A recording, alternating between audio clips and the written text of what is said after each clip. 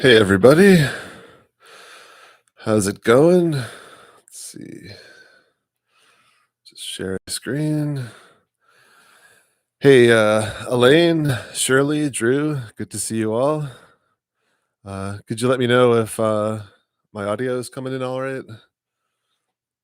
It's awesome, guys. Yeah, I'm excited too. Got a lot of really cool stuff to cover today, and this will be also wrapping up like the primary focus on the awesome, Deft. Thanks. This will be wrapping up like the primary focus on the twin pillars. So if you're interested in more information and connections about these twin pillars, and you're new to the channel, definitely check out like my previous 4 or 5 live streams because they're pretty much all about this. The twin pillars, then they're merging at the center, which is first the Vesica Pisces and then the eclipse, and all the symbolism that goes with it, and the constant connections in the world script media to the eclipse and the Vesica Pisces and the twin pillars as well. That's awesome, Osram. It's good to see you. Uh, let's see. Got the all right. I think we're all set. All right, so yeah, just starting off with the twin pillars. So I like this little diagram I made a long time ago. So like this white pyramid in the background, this would be like the central mountain. You have the 9 at the top for God. This is like the Tet, the apex dome up here. You have the 3 for the right pillar, the 6 for the left pillar, the sun and black as the left pillar, and the moon and white as the right pillar. There are possible like some people tend to, or some things or examples tend to invert these sun and the moon pillars. It depends possibly on which way you're looking. Like, are you looking from inside the temple, or are you looking at the temple? You know, that type of thing.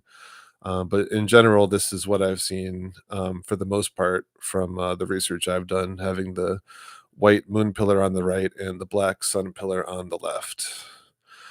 And the moon pillar represents the spiritual world, and the sun pillar represents the physical world. And the moon pillar is also the feminine energy, and the sun pillar is the masculine energy. So masculine would be the physical, of course, and feminine would be the spiritual. There's a lot that ties us to each of these as well, male and female. And then as they merge, the twin pillars disappear, or crumble, as we saw in on the September event.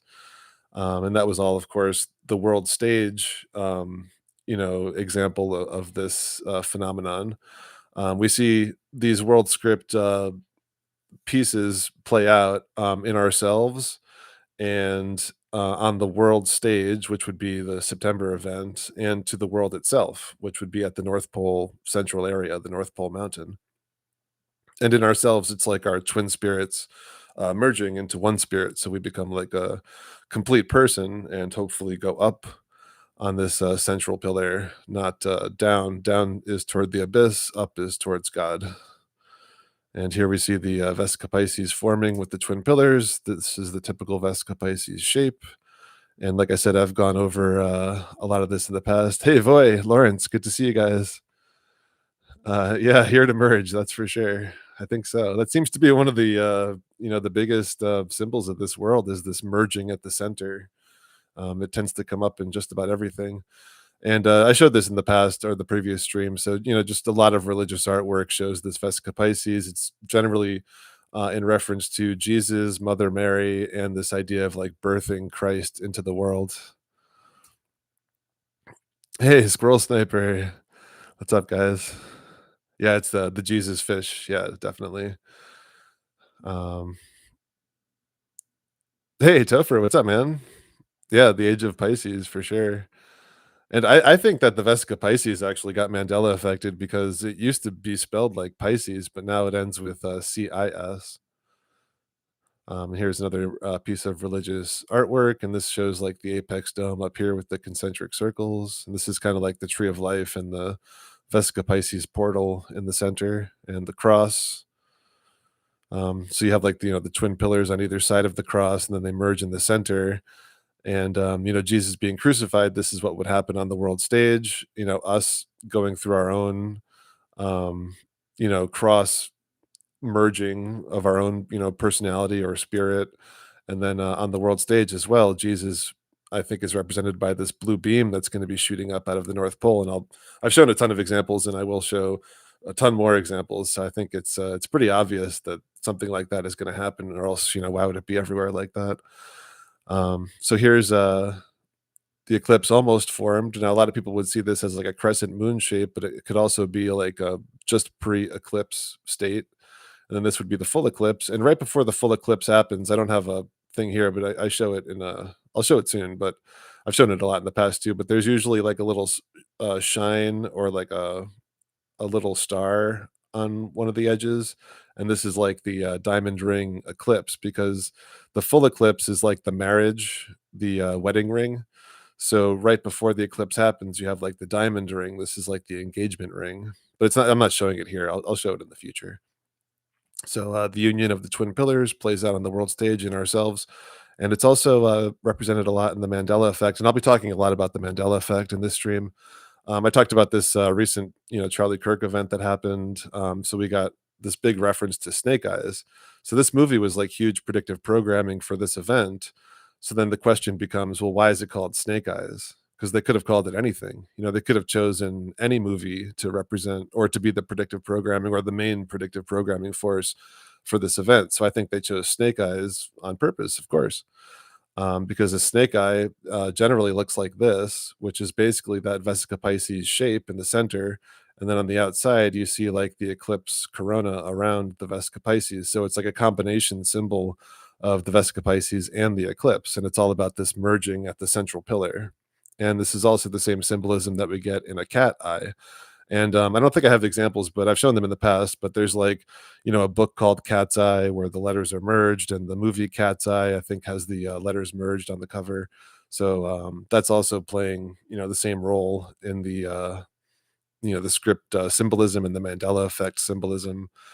And going back to this snake eye, so I actually what I would say also is a snake would probably be more towards the bottom of the central pillar. So like these both represent the central pillar and this merging at the center, but the snake, or crawls on the ground. It's like the lower form, I think. So that's why the snake eyes is tied to this Charlie Kirk event, because it's all about them murdering the Church of the Free Man, which is what Charlie's name means. But a cat's eye would probably, I would put it like more in the center of the central pillar.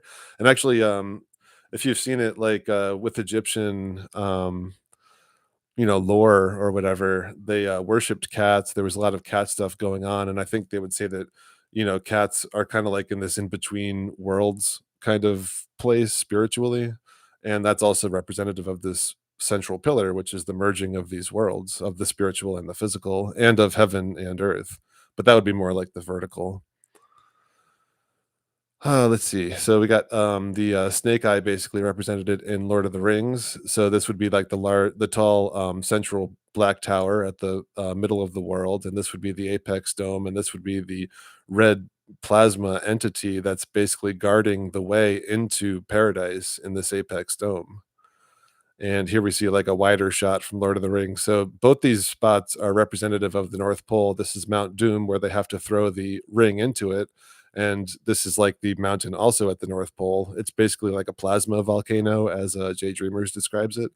And interestingly, in the story, Frodo could only throw the ring into this particular volcano. He couldn't just go to like any volcano and do it. It had to be this one, because it's a special volcano. It's the volcano that gives birth to the blue beam, and it's more representative of plasma going in and out of the world. And of course, you have the mist too. When you see mist around a mountain, that's almost always representative of the North Pole mountain. So just I showed this too in the past, just going over it really quick. But so if we have like the central mountain here, the blue beam charges up below the earth in the underworld, and then when it reaches its point of, you know, when it's fully charged, essentially, it will shoot up through this mountain, go through the dome, up into the apex dome or into the heavens, and the dome will come down. And this is another view. Neither of these are exactly what I think the world looks like, but it kind of gives you an idea of how in the abyss, in the great deep, the blue beam is charging, and then it shoots up through the center of the world. This is like the North Pole Mountain with the water around it. These are like the concentric circles of this area. and it shoots up into the apex dome and through it. And just going back to Sauron there. So you could look at the twin pillars merging like this with the Vesica Pisces. You have the black and white merging. So when you see the black and white together, it's representative of this central pillar, and it could be representative of other things too. Like if you see black and white and red, it's generally a bad thing going down towards the abyss. If you see black and white and blue, then that would be like a more positive thing going up towards God, because the higher um, color frequencies, like blues and violets, are up towards the top of this chakra ladder, getting closer up to God, and over going over the rainbow, the top of the rainbow, the way the rainbow used to look. Now rainbow has red on top, but I remember it with violet on top. So just some super quick examples. Just the I showed these two. So the eclipse is very prominent and obvious in a lot of this world scripting. Here we have Alien 3. So here's the diamond ring I was talking about. So this is like right before the eclipse. There's this like shine, and this is like the diamond on the ring. And then the full eclipse, doesn't have this. This is the movie Lucy. They have an eclipse at the end. Hey, pushing buttons. Good to see you, man. This is when Jesus is being crucified in the movie Barabbas. The eclipse happens. So the eclipse is associated with Jesus's crucifixion. And here in the movie Reminiscence, which is all about memory, um, we see an eclipse that there are a lot of eclipses in these movies that aren't obvious, that the normal audience wouldn't notice. So here, this platform where the memories return is an eclipse. You have the black circle with the white corona ring around it, and then the woman who's having her memories shown in this area, she has to get a needle injection and put into this cocoon pod, basically. So all this same symbolism that I've talked about in the past. Here in Twin Peaks, you have the black circle with the white ring around it. It's a little hard to see in this shot, but here we have like a satanic character basically kidnapping the princess energy. This represents the blue beam. This is Heather Graham. She's got the yellow and blue coloring, and he's taking her through the red door. So this is all very negative. Of course, negative symbolism from David Lynch and Twin Peaks. This is Donnie Darko again, inverted symbolism from this movie too, because this character is Jim Cunningham, so he's got the JC like Jesus, and he's eclipsing the sun here, but he's also a horrible person in the movie. Although at the end of the movie, it looks like he does, wake up and hopefully change his ways. So there are some positivities to these Hollywood movies too. We can basically take what we want from them. I choose to take the primarily the positive, but it's also important not to just ignore the negative. So here we see bicycles also often represent the eclipse because they're twin circles, and they usually, or in a lot of movies, they have the white wall rim tires. So it's kind of like a black circle with the white corona rim around them. And since they're twin wheels, it's like the eclipse, like the sun and the moon, or like two eclipses, you could say. But this is, and it's all about, these movies are all about worlds merging, people in different timelines, merging with themselves and other people in different timelines. So it's all about, when you see the eclipse, it's generally some kind of worlds merging symbolism. And of course, I've talked about it, there's a lot of other symbolism going on in this scene too. When you see a sunflower, this is like the dark circle with the white corona around it. I know it's yellow, but it's the same symbolism. And here you see the, so in this particular scene from Oz the Great and Powerful, Oz just got, or I forget his name, but I guess his name is his name is actually his it abbreviates to Oz Pinhead, his full name. So there you have like the pinhead symbolism that comes up a lot. It actually comes up in Back to the Future. Marty's band is called the Pinheads, and this represents the people, obviously, who are not spiritually awake. But he's like the steward, like the new caretaker of the world, essentially, and he merges into this world. This isn't the world that he's from. He arrives there, and then he does the M handhold with Mila Kunis, who has been there, and it's a long. I don't want to get too into the movie, but it's all about merging worlds, and they showcase that with this sunflower field. Here at the end of the third Matrix movie, we see the eclipses happening behind Agent Smith's glasses, because he's the Antichrist character, and Neo is, of course, like the Christ character. And at the end of the movie, they literally merge together into one person, because they both represent the twin pillars. Neo would be the right pillar, and Smith would be the left pillar, of course. And he creates this, cloned Antichrist, Kraken army of the dead, essentially, of people who are taken over or body snatched. So that's all left pillar Antichrist symbolism. But the eclipses happen because of this merging between him and Neo at the end of the movie. And here, this is actually the first movie where worlds are merging again because inside this wall here are the heroes, and this is this SWAT team guy. He's the force of the agents who's trying to find the heroes, and they do, and they showed him blocking this light, which represents the eclipse. And shortly after this, the worlds merge, and the agents get Morpheus. Here in Breaking Bad, Jesse is the Jesus character. Hey, Rebecca, good to see you. I wasn't keeping up with the yeah, yeah. Pinhead from Hellraiser. That's a big symbol too, for sure. And he like guards the gate to hell, you know. And his head is like the combination of like the spiked ball and the needles and all that. Um, so here we have the eclipse behind the JC or Jesse character. Jesse is like the Jesus character or the right pillar character in Breaking Bad. And here in Breaking Bad, also they show the Corona sign when I showed this before, but this is when Hank, who is bald, and the a bald man is like the dome essentially, and he's fighting another bald guy. So it's like this twin dome symbolism, and they break a mirror, and they also show this Corona sign because again, this is like a worlds merging thing, but it's not as relevant in this scene. Um, Here we have this is the end. This is the huge scene before the rapture scene. So this main character is wearing the Jaws shirt, and they're standing right next to the Corona sign. So this is just other ways that these filmmakers put this Corona eclipse symbolism in place. Without the normal audience realizing it. And then right after this, the blue beam rapture happens. So that would be a merging of worlds, also. um Here, or like being on the central pillar, it's another way to look at it as well. And here in Princess Bride, this is the thumbnail. I do have more to say on this, I think, in a bit later. But here, Inigo Montoya, his head is eclipsing the sun while he's asking his father's guidance, and his father is, of course, his spiritual father because he's dead, but it's symbolic of God. And the sword is the blue beam, the sword of truth, and this is the sword that God gave us. Like I showed you guys, one of the bigger Mandela effects, I think, in terms of like a book cover is that Richard Nixon book that I've showed a bunch of times where the book is called I Gave Them a Sword, and the whole cover is merged together in a very strange way. But God gave us a sword. He gave us this sword of truth, and it's up to us to nourish it, to care about it, and to use it, to help us spiritually advance at this time. And that's what Inigo Montoya is doing. He's asking his father to guide his father's sword. And you have all these like snake-like tendril things. This represents the plasma. That's all about this merging at the North Pole too. And his father guides him to where he needs to go. And I've shown that before, and I'll show it in the future too. So this Tomb Raider movie is really big, and it has a huge eclipse scene in it. And also its cover or its logo is merged as well.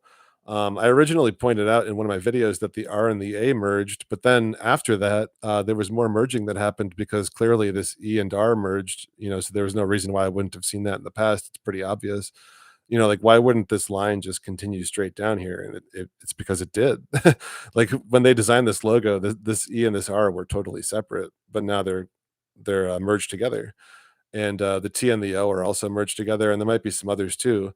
And the tomb, you could basically consider God or Jesus to be like the tomb raider. Like he's raiding this land of the dead, this world like under the northern mountain. He's raiding it for his people, to get us out of this tomb. Here's another poster of it. You could see the pretty obvious merging here with the E and the R and the A, and I think the T and the O also, maybe even the F and the T up here, maybe even other places too.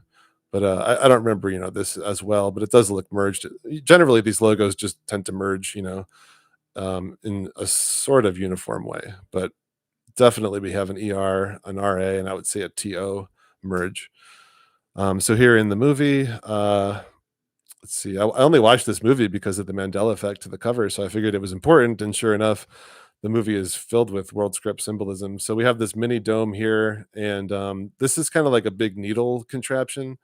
And then Lara Croft. So here we have, of course, the this is like the all-seeing eye and the pyramid symbolism with the concentric circles, and this is representative of like that tet and the apex dome and all that. And she jumps on this needle thing, and see at the end of it, it does look like a needle, and then this needle hits this like dome type spot, and it shoots out water and then light, and this light hits the ground where this other dome is, and then from this dome this huge beam of light shoots up, which is like the blue beam, of course. But then it eventually becomes like this black goo, and from this black goo under this dome they get one of the halves of this pyramidal triangle that they have to put together. So it's pretty interesting symbolism there. And here she's looking through a telescope. This is, of course, dome symbolism too. Um, this movie's about an eclipse and also about a conjunction. Lawrence, yeah, yeah. I'm not saying the movie's good. I'm just saying it's filled with symbolism.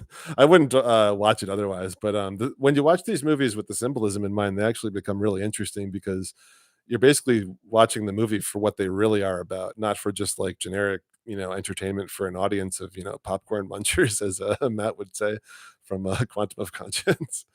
Um, but so she's having this revelation about this, pyramidal, artifact, and we have the eclipse.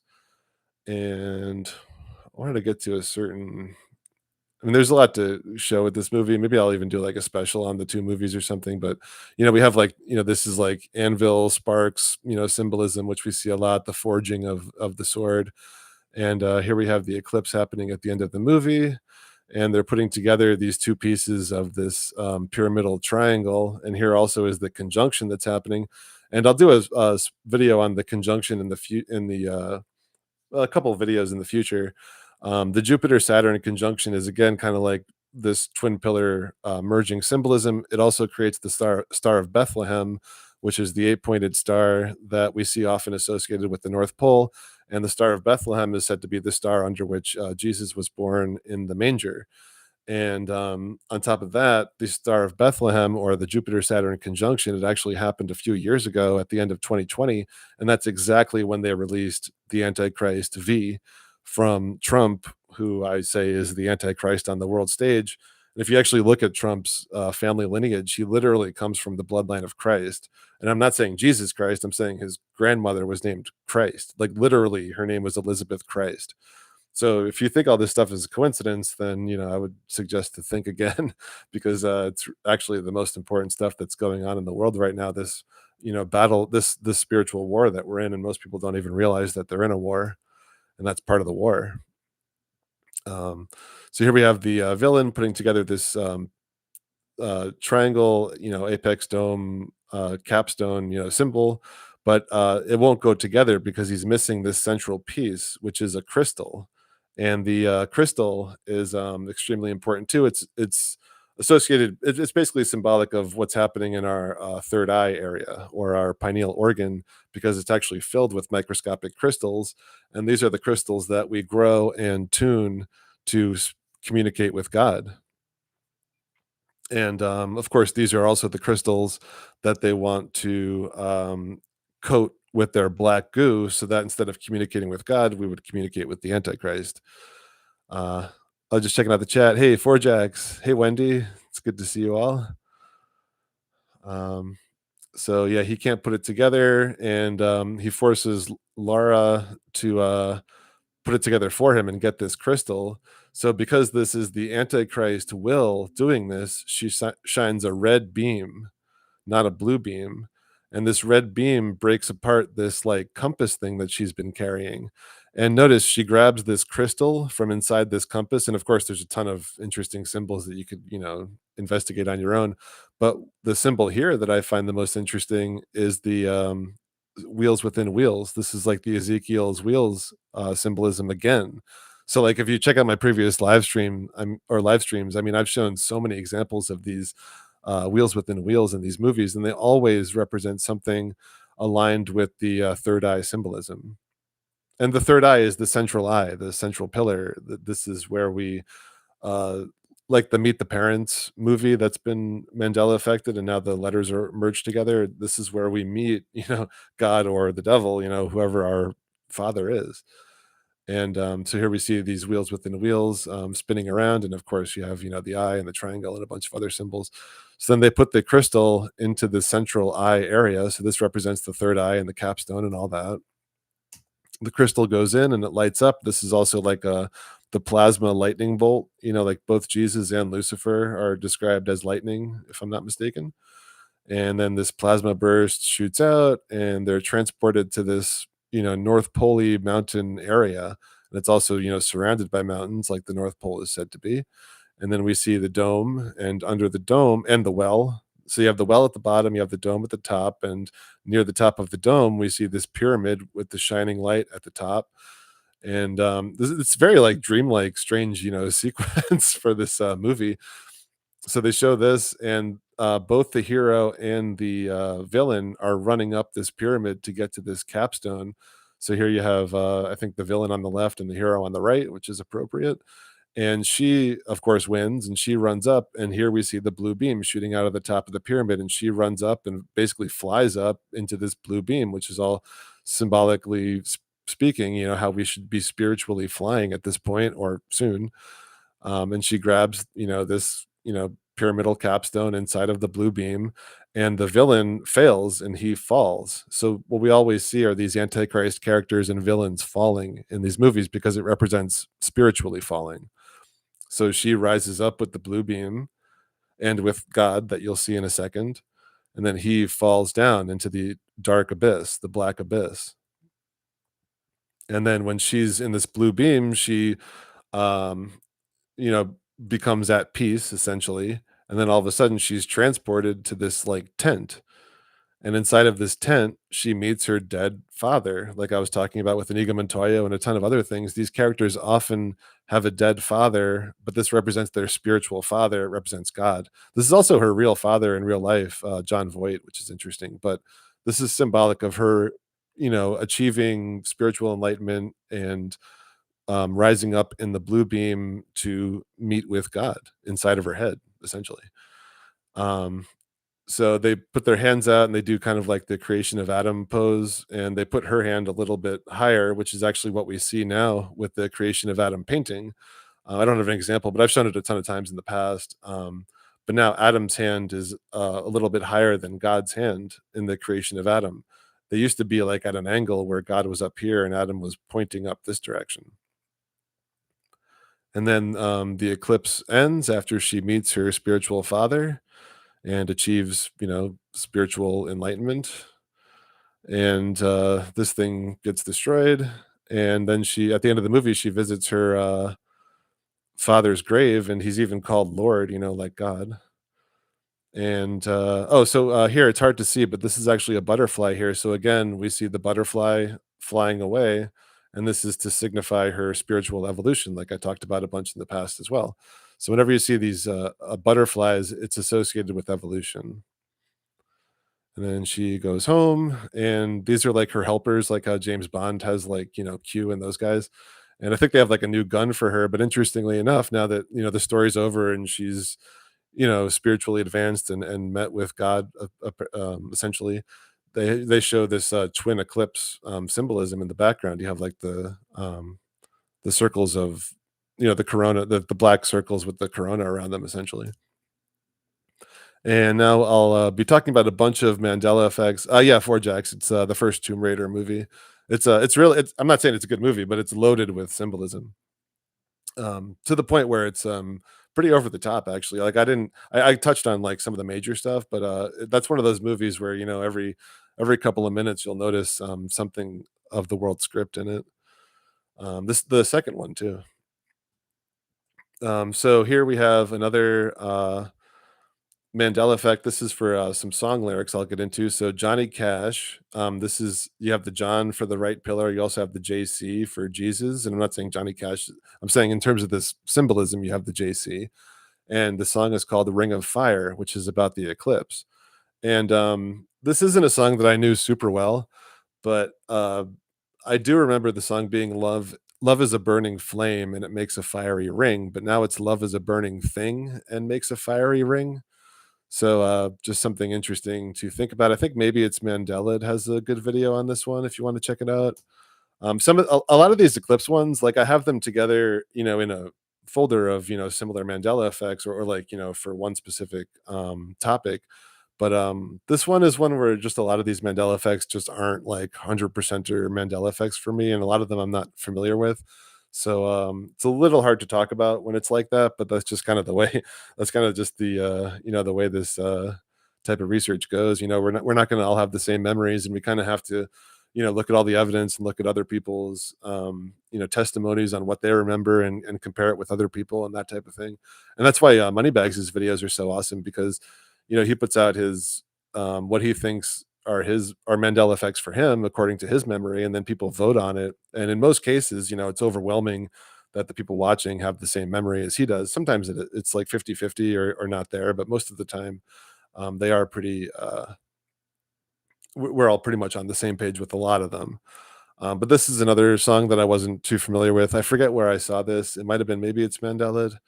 Um, but Bonnie Tyler, The Total Eclipse of the Heart. I mean, this is all very symbolic. Even if it's not a Mandela effect, it's very symbolic anyway, pertaining to the world script. So the line is together we could take it to the edge of the night, but now it's together we can take it to the end of the line. And end of the line, I think this has to do with like the Home Depot, like the train station, like going home, like the top of the central pillar, together with Jesus, we can take it to the end of the line, basically, during this total eclipse of the heart.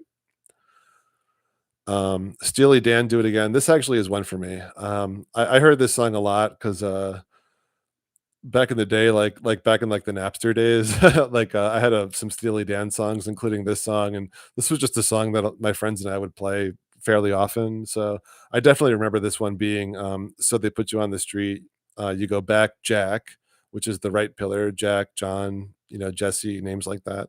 Do It Again, Wheels Turning Round and Round, so again, we have, like, this wheels, now it's wheel, symbolism, so it's like, multiple, going from plural to singular, like, or from, the merging of, multiples into this, central area. And then, just the and so I'm not sure what the significance is there, but it's different because, I don't remember it being and they put you on the street. It was so they put you on the street. That was the line. And also, Steely Dan, the word steal, is a big, it's one of those ones that where you wouldn't expect it, but, the word steal is definitely, a keyword of the Mandela effect and of the world script. And of course, with the September event, we had the, steel beams, and think of that too with the blue beam symbolism, and now they have the blue beams shooting up from the area where they used to have the, WTC buildings. Which I've shown in the past videos too, but just consider that connection, the whole steel beam thing, and now we have the, blue beams there, and of course, steel, I've said this before, but steel is used to make a sword, of course, which is the good thing. It's also used to make, syringes, so you have, like, the 2 opposites there with the word steel, and there's a lot of Mandela effects and other things involving, steel, like the, video game, Blades of Steel is all merged together, which I've shown before too. Just 1 second.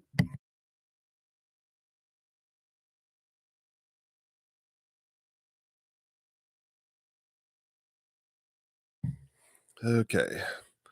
And, this one I know too, and I know it's like a small change, but this is a song that I heard, over 100 times, when I was a big Soundgarden fan. I used to like all these, like, grunge alternative bands like, Pearl Jam and Nirvana and, like, Bush and those bands, but Soundgarden was one of my favorites, and, it definitely used to this is, like, the first line of the song or very close to it, and it was, "In my eyes, indisposed," with a D, "in disguises no one knows."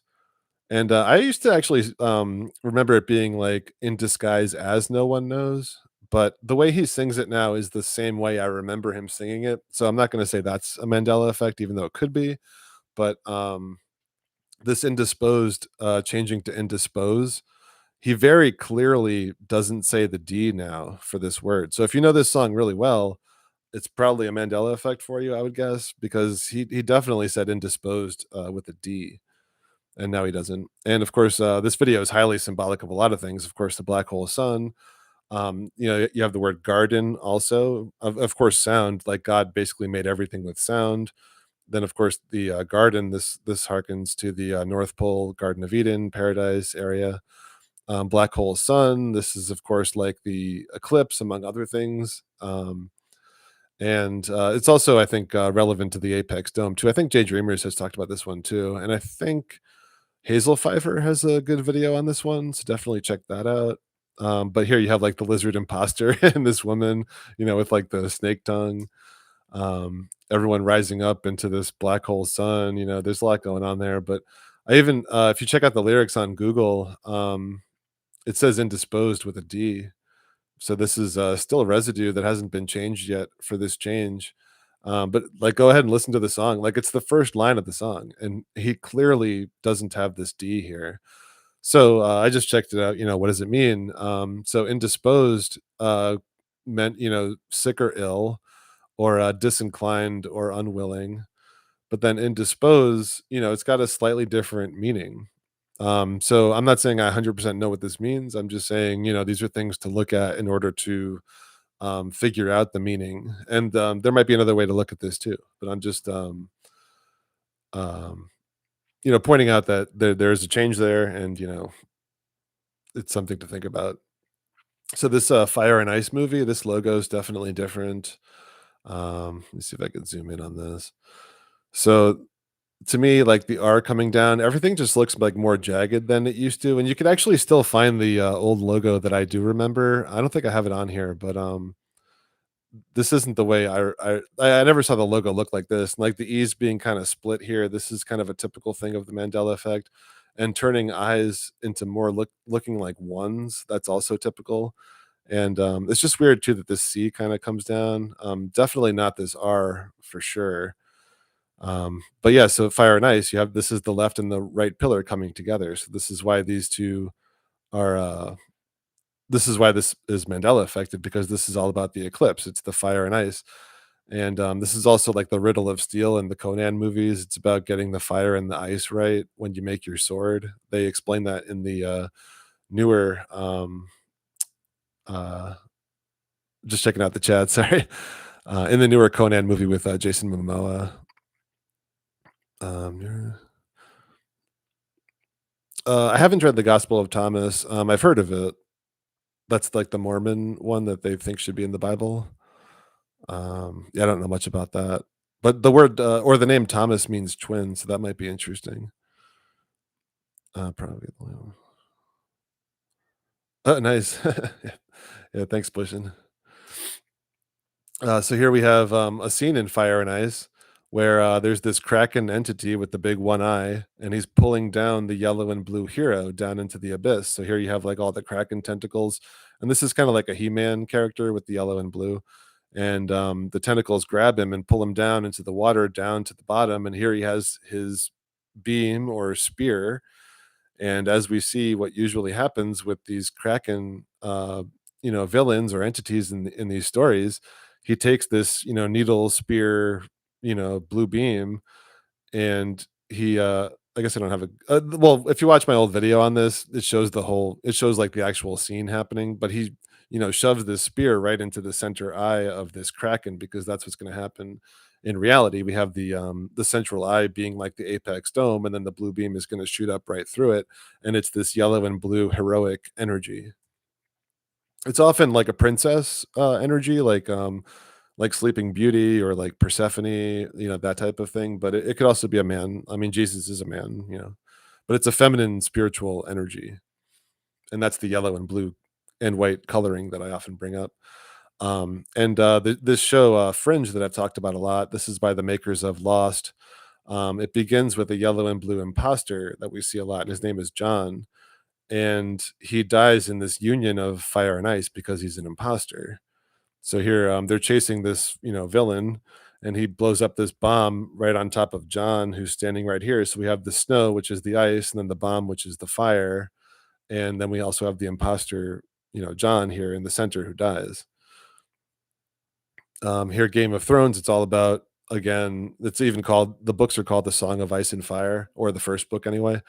But it's all about this union of fire and ice as well, with the Jon Snow and Daenerys characters. Like Jon is, of course, the right ice pillar, and she's the left fire pillar.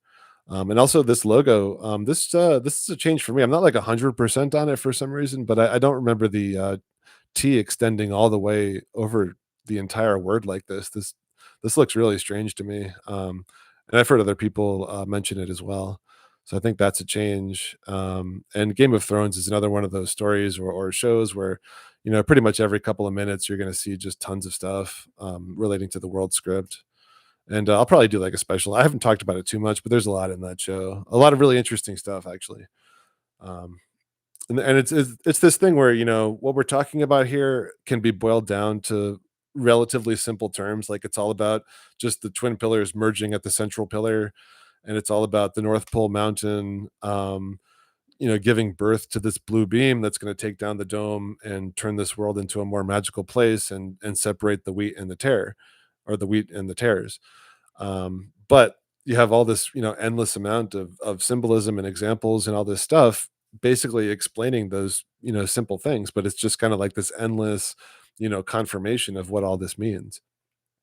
And the Mandela effect is pointing it out too, as we see with the Hot Wheels logo. This T, this is a common Mandela effect pattern too, where the T loses one of its, crossbars. It could represent like the cross, also like Jesus' cross. But now it only points to the right. It doesn't point to the left anymore. And I think that the eclipses are like the Hot Wheels, 'cause, yeah, it's like a black wheel with like a ring of fire around it, like the Johnny Cash song. And like these other logos, these could, people see the triple sixes and all that in these logos, and that's definitely there. But they also represent, you have a Vesica Pisces symbol here, and you also, so worlds merging with this, CERN stuff, whatever it is they're actually doing there. And also these are like two eclipses as well, with like the white, ring of fire, and the same thing here. Mastercard is another one of those T Mandela effects, where now it's only pointing to the right. It used to have, a full T also pointing to the left. And what is, the Mastercard symbol? It's the Vesica Pisces world merging. Double stuff Oreo, I think this relates to. This used to have two Fs. Now it only has one F. It could be because the F is the sixth letter. So perhaps it's like the subtraction of the six. Perhaps this is like the subtraction of the left pillar, or, or at least not being ruled by the left pillar, perhaps that kind of symbolism. This is also the black and white merging, at the central North Pole. I talked about this double bubble too, but the Vesica Pisces, like you see here, like this is basically a double bubble. And now the word double in double bubble used to be spelled normally like the word double, but now it's spelled like the word bubble. And this is 100% error for me. Like it wasn't spelled this way.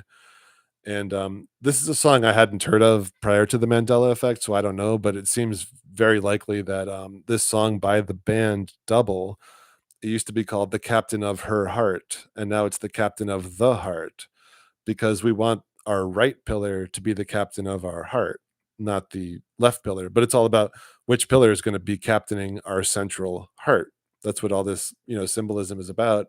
And if you look into this song Double, there's a lot going on there. I think it's a maybe it's Mandela. I think she has a good video on this. I've also talked about it a lot in my previous videos. And you could see a lot of people, if you go on YouTube, they're covering this song, and pretty much all of them. I mean, there might be new ones now, so I don't want to say all of them. Excuse me.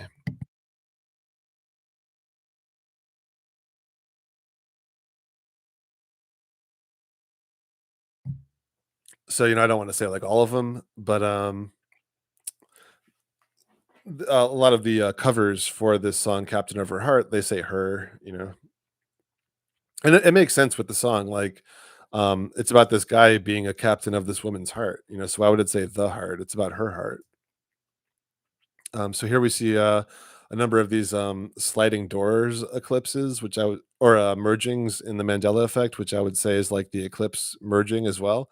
So we have midnight in the garden of good and evil. So here again with this garden symbolism, this midnight symbolism, we're almost at the midnight hour. The the countdown clock to I was just checking out the chat, sorry.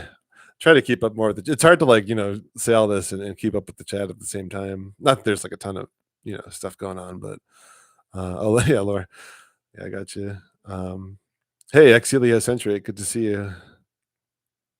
Um Arnold's last name. Yeah, I agree with that too, Mark. Arnold Schwarzenegger used to have a T in his last name. I also think it ended with an AR. Now it ends with an ER. So I think he actually has two changes to his last name. Um, yeah, you guys talking about. I actually didn't hate the last season of Game of Thrones as much as other people did, but I mean, I don't like really love the show too much anyway. But I know a lot of people hated the last season, but I kind of liked it. There's a lot of I watch this stuff more for the symbolism anyway, but I thought it was alright. But yeah, so here we have, the O's merging. These 2 are 100 percenters for me. I definitely don't remember either one of these movies having these, merged O's, which, look just it's the Vesica Pisces eclipse, symbolism, and you could consider, like, the sun door and the moon door, and they're sliding over each other, and then the central door is, like, the third eye door or portal. So here we have Cocoon. I've shown Cocoon a lot, but just to reiterate this Vesica Pisces Mandela Effect symbolism. And the Cocoon is a huge thing. I've talked about it a lot in the past, though, if you're interested.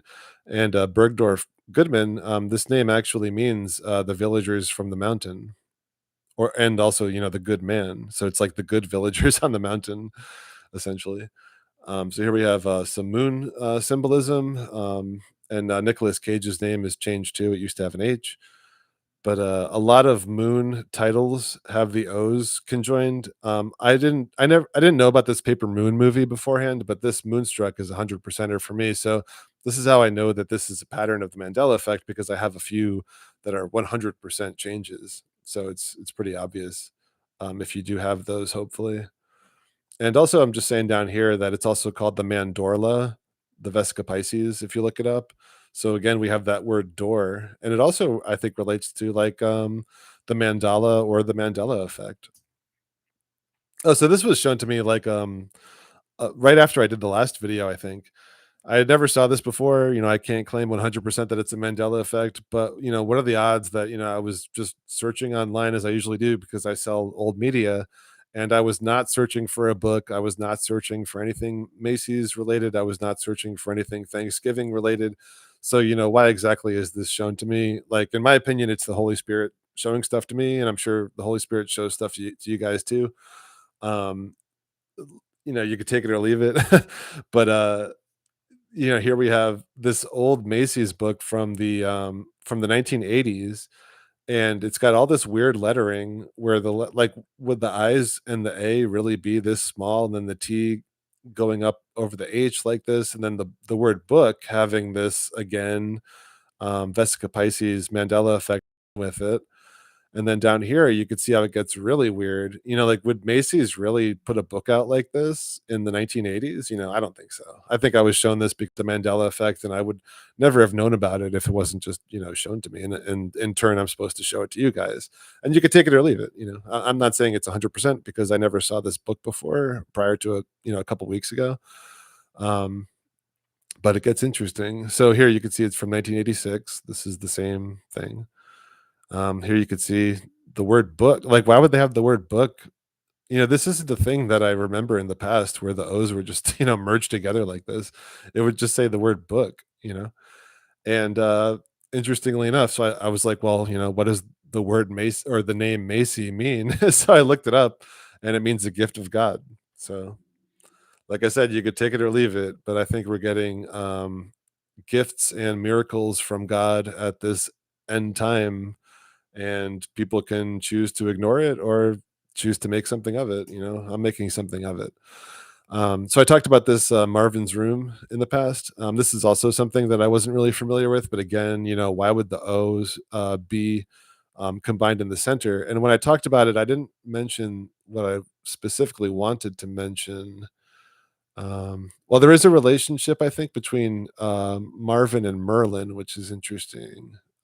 I kind of forget why I wanted to look at this, but uh, where is it? Why am I going so hard in Merlin? I guess I might have brought the wrong thing into this folder. Uh, Let me see. It's kind of hard to like try to find stuff while I'm doing the live stream. Um, but long story short, if you look up what the word, I'll do it right here. Sorry.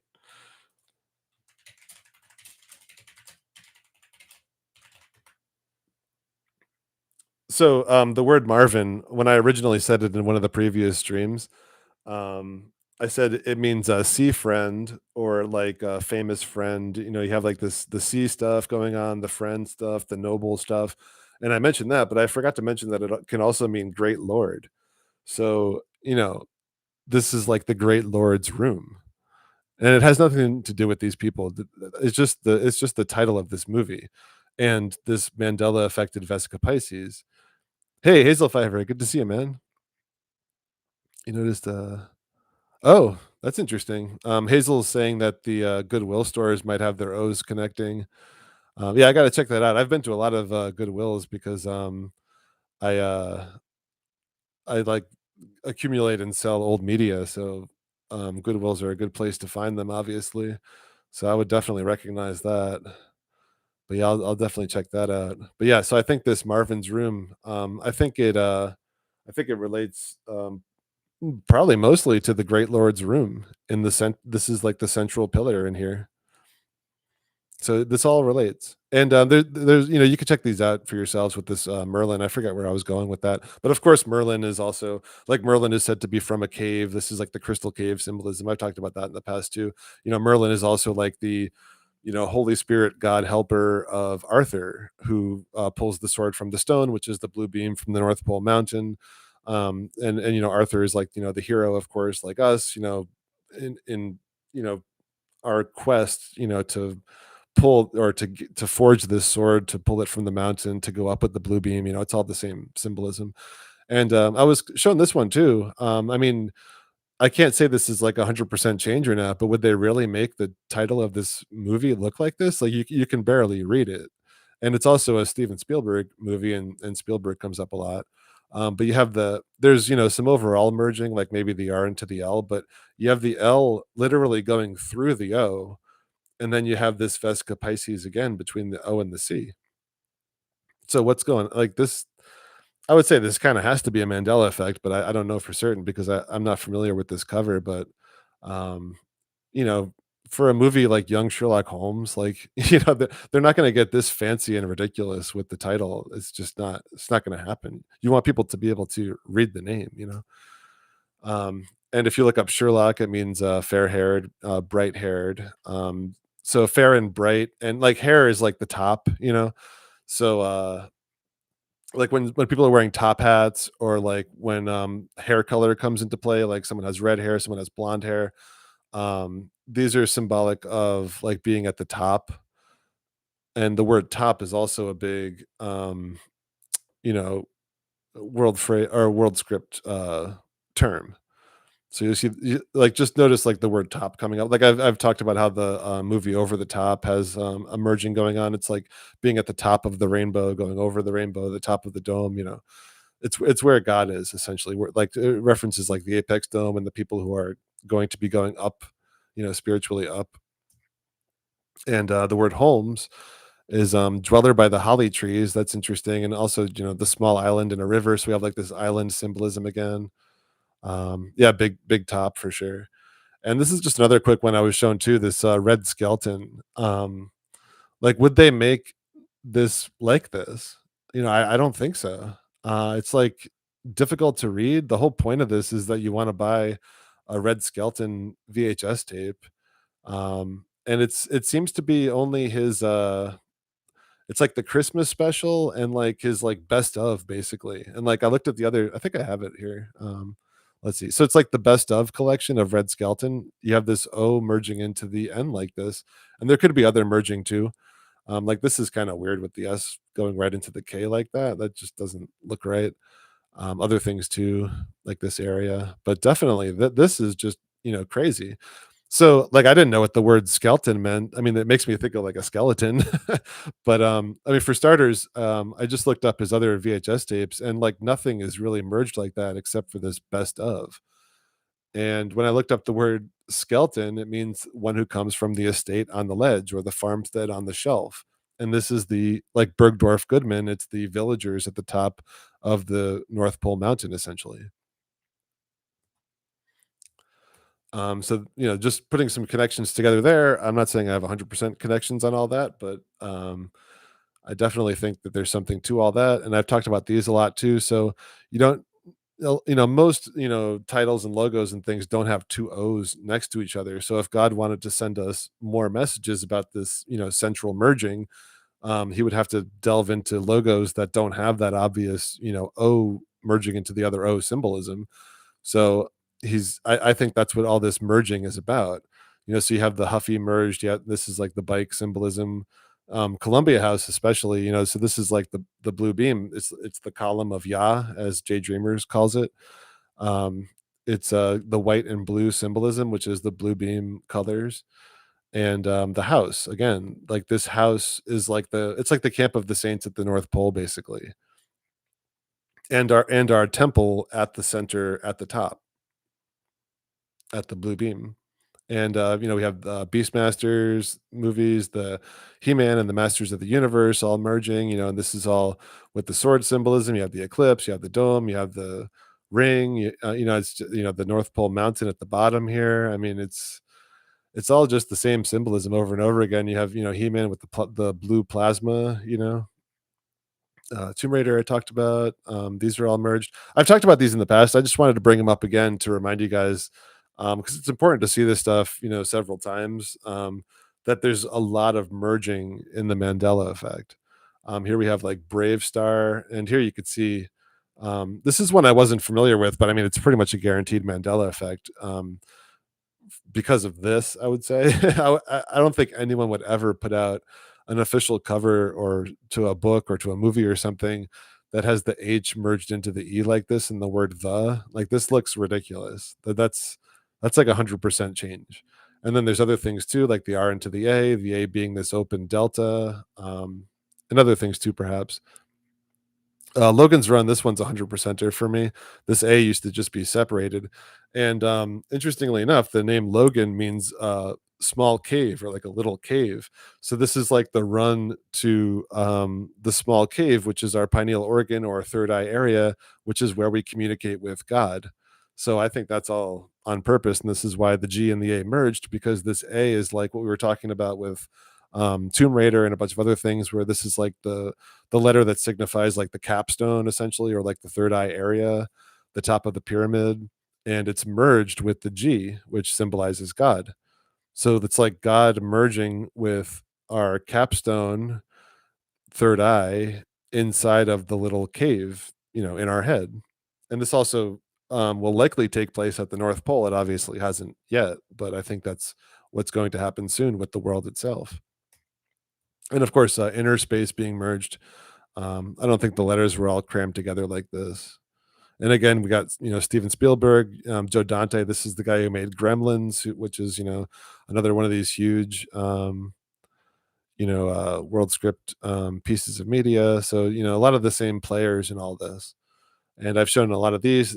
These three here represent the garden, basically, and this is like the white and black symbolism too. I was talking about, and lift as well, like lifting up. You have the F and the T merged, and this is also kind of like that fly agaric coloring we were talking about a few times. Hey, Rocky Shepherd, what's up, man? Good to see you. And these are all merged, in my opinion. TJ Maxx for sure, although I'm not 100% sure what that one means yet, but it definitely was not like this with the two X's. This is kind of like a double cross symbol. Orion didn't have the R merged into the I. And of course, there's a ton of symbolism with Orion. He's like the archer character. Actually, Blue Pac Man had some interesting things to say on Orion when I talked with him and Brian Stavely. If you want to check that conversation out. United Van Lines. I think Moneybags has a video on this one, but here you have the yellow at the bottom and the blue and white coloring near the top, and this is like us united again at like that central blue beam coloring, and you have the I, the T, and the E merged together. And I think that's on purpose. Like it could have been the U merged into the N. We've seen stuff like that, like Sunkissed. But in my opinion, God didn't do that on purpose. He kept the U and the N not connected in this particular logo, and instead he connected the I, the T, and the E. And like we saw with the Tomb Raider logo, this E could have been connected to the D over here, but I think it's on purpose, which letters are connected and which ones aren't, and what colors are involved with the logos too. And Showtime too. This is kind of like the eclipse symbolism here with the letters in front of like the eclipse circle. This is also like an I symbol, and we have the W, T, and I merged here, and this is also like that flag Eric coloring. And of course, Soul Train. This is a 100% obvious change. I think anyone who can't see this one, I don't know what to tell you. Like, there's no way a Soul Train looked like this, guys. I'll just take a second break here.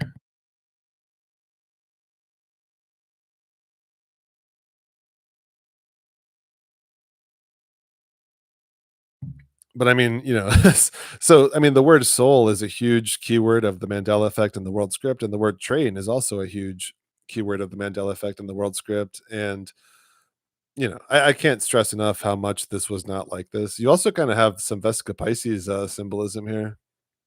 So I mean, this is yeah, like Pushkin saying it's not 100%, it's 1,000%. This is ridiculous, guys. Like if you just look like if you don't think the Mandela effect is happening, just look up Soul Train. Look up old clips of Soul Train. There's absolutely no way they would ever make the logo look like this. You can't read it. It looks crazy. All right, so getting into The Hobbit, this is the second movie. I talked about this poster before. You have a lot of sword symbolism. Gandalf is like God, like Holy Spirit, helper character. He's got the what's essentially the blue beam rising up through the dome here, and this is also like the dragon as well. Um, so a lot of symbolism in that poster. There's a bunch of different posters for these movies. So here we have in the spider forest. I've talked about this a lot too. I don't want to go too over it, but this is Bilbo waking up inside of his cocoon, inside in the kraken nest, which is basically where we're at. And he's got his sword with him, and he shoots his sword up through the spider kraken like the blue beam. Hopefully, you guys can't hear my stomach. I guess I'm hungry, but hopefully that's just on my end. Sorry about that. But here we have so Bilbo waking up inside the cocoon with his sword, and his sword thrusting up like the blue beam through the Kraken dome. And his sword literally is the blue beam, which I've talked about before. And so this is why I wanted to talk about this again, because in order to defeat this Kraken entity, he has his blue beam sword, and he also has his Eclipse ring. This is why the ring is so important in Lord of the Rings, or one of the reasons. And he stabs the spider right through the center eye area, and then he frees his friends from their cocoons. So this is what we've been trying to do to the people who are in our lives, our family and friends. They're in these cocoons for the most part, and we're trying to wake them up and get them free, before the last day, because we have our blue beam and our eclipse, crown, our wedding ring to Jesus, and hopefully, and we're trying to use those tools to help free the people around us. Thanks, Bush. Yeah, I think this mic only picks up what's right next to it, so it's good for you guys. um so he frees his friends, climbs to the top of the trees, and this is where he can breathe also. You'll often see this I can't breathe symbolism in these stories. And of course, you have the blue butterflies flying all around. And then when he gets out, he's able to see the lake, the river, and then the lonely mountain. So he's now reached the top of the forest with his blue beam and his eclipse ring, and he's able to perceive and see the North Pole area now. And they're headed to the mountain. And also, when they're at the mountain, under the mountain, he's shown this tree of life symbol. So this is kind of like the three, you know, uh, segments to the sides of the tree of life, to the twin pillars. And this is the throne area in the center, and the X marking the spot of the North Pole. Then they pan up to this Arkenstone, which is what the dwarves are so crazy about. But most people think they're crazy about it because they're just greedy and they want this really valuable gemstone.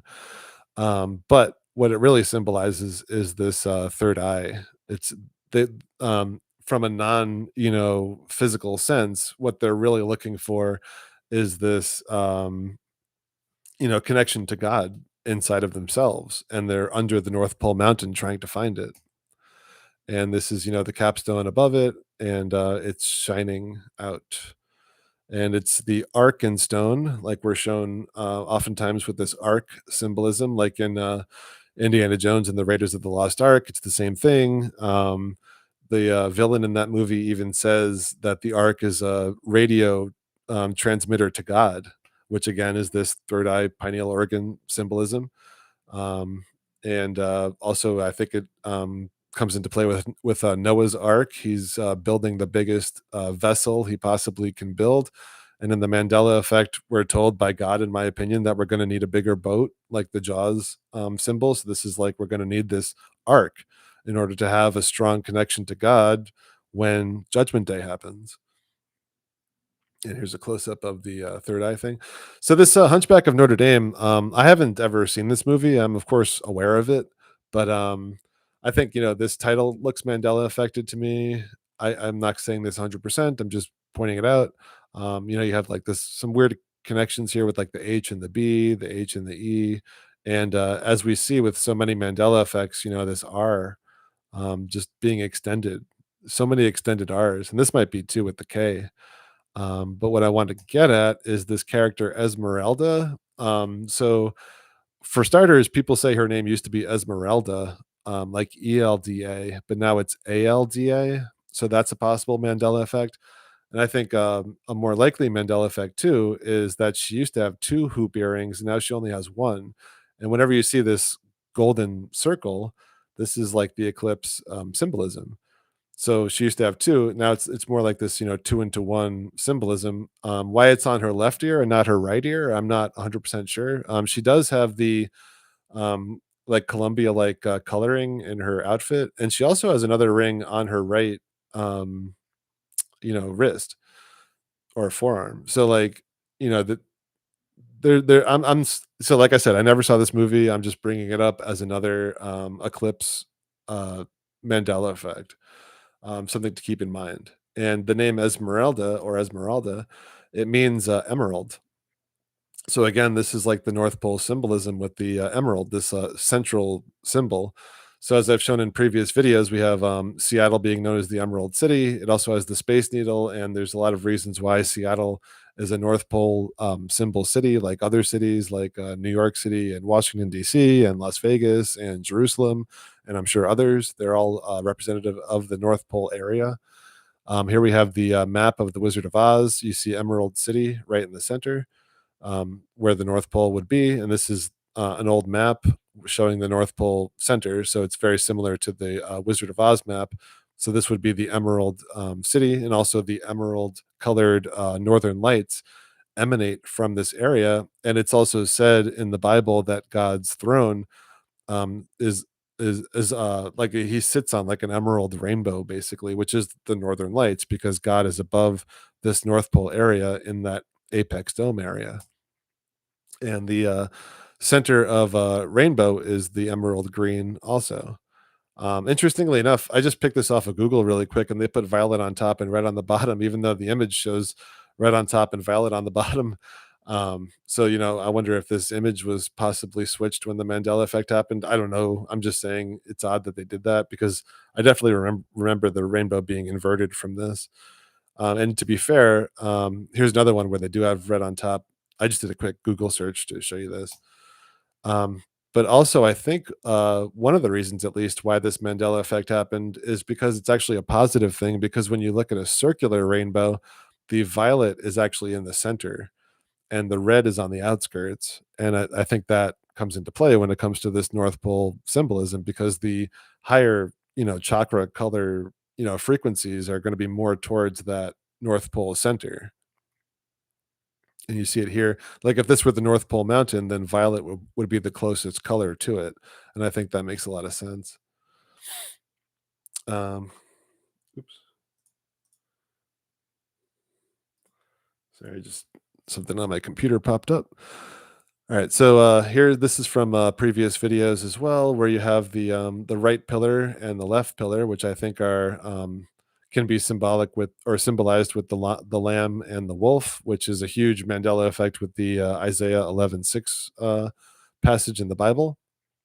And I think that has a lot to do with our twin pillars merging as well, where the wolf now dwells with the lamb because both those pillars have merged at the center.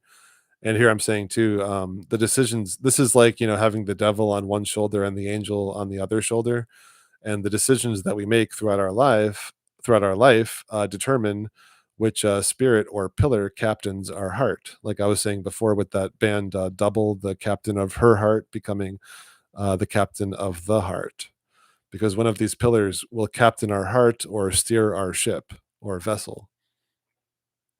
And in this video, this is from an old video, but I showed a lot of residue of the heart being on the left. So again, with this same symbolism, the Mandela effect moved our heart to a more central position in our body instead of being on the left, because the heart, that emerald color, and like emerald green is the chakra color for the heart chakra. So it's all about that central position, that emerald color. And I originally got off on this tangent from that Esmeralda Eclipse Mandela effect because her name means emerald.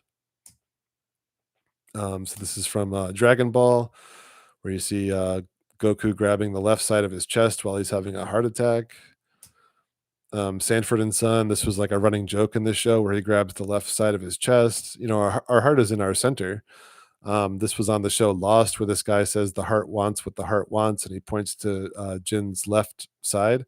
And here I'm showing, the blue beam shoots up from this emerald location, and here from our emerald heart location, this is where our blue beam shoots up. So this happens on to the world itself, and it happens within us. And it's also going to happen on the world stage. Obviously, this blue beam event hasn't happened on the world stage yet, but we should be looking out for it because it's obviously going to happen in some way, shape, or form. It could be like the fake alien attack. There's a number of ways it could go down, but there will be some kind of blue beam event that happens on the world stage as well. Um, and here we have a life less ordinary. This is Ewan McGregor, where he gets shot through the heart with an arrow, and then this light comes out of this left side of his chest, but the heart is over here, really. And let's see, the wolf and the lamb all together. So this Central Mountain, this is a book by this guy Zen Garcia, called Paradise. And I don't know who this guy is. I saw this on Jay Dreamer's channel. Um, oh, thanks, RS. I appreciate that. Yeah, that's awesome, man. Yeah, there's a lot more to come too. But this guy, he clearly knows, a lot about this North Pole stuff because he's got, like we were showing, the four rivers with the mountain in the center. It's like kind of like Devil's Tower, or like the chopped, tree stump mountain with the blue beam shooting up, and you have the O portals going up through it. So, really interesting cover. Is it Jerry Garcia's nephew? That's awesome. Yeah, I mean, this guy's in the know on something because, well, to be able to make this book cover, I haven't read this book, but I mean, to make this book cover, I mean, you have to know about the stuff that I've been talking about here. There's no other way to make it. And also really interesting too. This is like the Wolf Mountain, and then this would be like the lamb, like Jesus is like the Lamb of God coming up from it. But the word lamb and the word lamp are extremely similar too. And in fact, it's not even really like a letter switch. You really just have to turn the B upside down to get the P. And P also, I don't want to get too into it because I'm not sure about it, but I'm sure that the P is a symbol of Jesus because of the Chi Rho symbol that I've talked about. But I don't want to get too into assuming something like that with the word lamp. But there is obviously a connection between the word lamb and the word lamp. And here we see like how the Central Mountain is um, depicted sometimes like a wolf howling up at the moon. This is something Jay talks about a lot too. Um, This also might be Mandela affected here. I don't want to get too into it because I'm not sure, but like what one of the patterns of the Mandela effect is like W's and V's having this extra like offshoot kind of going to like the left. So it's possible. I'll show you guys more of that stuff in the future. This is from Godzilla King of the Monsters, where you see like he's representative of the Wolf Mountain here, or the North Pole Mountain, and he's shooting up the blue beam, the lamp of God. And this is like the wolf and the lamb dwelling together again, like I was talking about with Isaiah 11:6. So here we have in the Sonic the Hedgehog movies, or the first movie. This is the Jim Carrey, the inverted JC character. He's definitely the Antichrist, leader of the robot Kraken army of the dead in this movie. And Sonic is, of course, the blue beam, and he's literally running up this pyramid, and you have the blue beam shooting up the pyramid, and he takes his eclipse crown and throws it to the top of the pyramid, and then it becomes the eclipse portal at the top of the pyramid. So they literally show the blue beam running up the pyramid into this eclipse portal in the Sonic the Hedgehog movie. Like, I mean, this, like, come on, like that's like so ridiculous. Like, how over the top does it need to get, you know? And I haven't even done my Bluebeam live stream yet. I mean, there's so much of it. It's like it's really over the top, guys. But then going back to this Esmeralda character, um, I just looked up like some quick like fan art. So here's someone drew her with the two hoop earrings. You know, why would they do that if she only had the one? Here's like some kind of action figure, maybe like a foreign release, but they depict her with the two earrings. So this is just residue of like of likely what it used to be. And here's another Esmeralda like doll or something with the two hoop earrings. This is another one with Mr. Clean. It's kind of the same type of Mandela effect, in my opinion, because personally, I don't remember Mr. Clean having any earrings. Some people remember him having two earrings, but now either way, he only has the one left earring, similar to Esmeralda. And they just wouldn't have done that for a number of different reasons. You could check the logo history of Mr. Clean, and it apparently was like always like that with the one earring.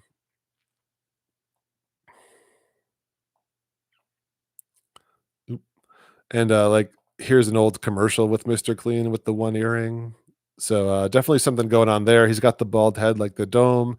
I think Mr. Clean, it might be a symbol for God, because, like, the earth is gonna be cleansed, you know what I mean? So, I think there's probably something to that. Hey, Supernatural Bible Changes, good to see you. And Matt, good to see you too. This laughing cow. I never even heard of this laughing cow before. I think I saw this on the All Time channel. But this seems to be a Mandela effect too, where this laughing cow used to have a gold nose ring, which would be like the eclipse ring symbolism, and now it instead of that, it has like its own logo hanging from its ears. So this is a very, very strange logo to say the least. I can't really claim this one as a Mandela effect because I never heard of this before. But just showing you guys like that this is one of the Mandela effects that people have talked about, and it again would relate to the eclipse ring. This Wall Street Bull, I think Hazel Fiver actually has a bunch of videos on this Wall Street Bull. I definitely remember this one used to have a an eclipse ring in the center nose as well, and now it doesn't. So again, we have this bull, apex dome symbolism now without the eclipse ring. So that's interesting. Oh, and Hazel saying Mr. Clean used to be a genie. Yeah, I remember him like kind of standing like with his arms crossed. Uh, so I guess he's also not a genie now. I think I vaguely remember that from your videos. So yeah, that I mean that if that's true, that could definitely be heavily symbolic too. Where because there's like several genie related Mandela effects or like magic related Mandela effects. So this girl like stands in the way of the bull. What is this? Power of women in leadership. I forget why I wanted to point this out. But anyway, it's the main thing here to take away is the eclipse ring and the bull. And I think this also plays a role with this Scream painting by Edward Munch from 1893. So now this is a painting I've seen a lot. And yes, Hazel, like the Shazam Mandela effect for sure. Um, This painting I've seen a lot, and it looks different to me. Also, like the facial expression. I remember it looking like scarier, more like the Scream horror movies, and that the mask in the Scream horror movies has changed too. I'll show you guys that in a second. But this ring, this Eclipse ring, has now been added to this character's right arm. So again, with this gold ring, Mandela Effect, pattern. And like I said, I think the face is less scary now. I mean, it still looks weird, but like I remember like the mouth being totally dark. It just looks really weird to me. I can't exactly put my finger on it, but it looks different. And this is like one of those paintings too, like Matt from Quantum would call it like a Humpty Dumpty or something. It's just one of those paintings where it's like it's not really that good of a painting, and it's just this thing that everyone sees all the time, and it's just constantly brought up and reinforced in our society, decade after decade, where it's like everyone has to see this, Scream painting. It's like the Starry Night painting or like the Mona Lisa. It's just like one of those things where just everyone's got to see it and be you know familiar with it. Here's like a close up where maybe they, boosted the contrast. See that there's a bracelet, on this person now, but I think that when I see this gold ring symbolism, it's about the eclipse. And here's another version. So here, this is interesting too. So this is an Economist cover from 2025, so very recent. And the artist who made this cover didn't put the gold ring, because they don't remember it like that. And also, interestingly enough, this is sort of like the newer dollar sign for the United States, even though the bar should go all the way through, really, but it only has one. But this economist, um, they've shown the dollar sign a bunch of times, and they used to show it with two bars. But now this is again that two into one symbolism, like the twin pillars merging into one pillar, and the S is kind of like the path on the tree of life, in my opinion, or like the plasma, most likely, or you could say like the serpent or like the dragon rising or something.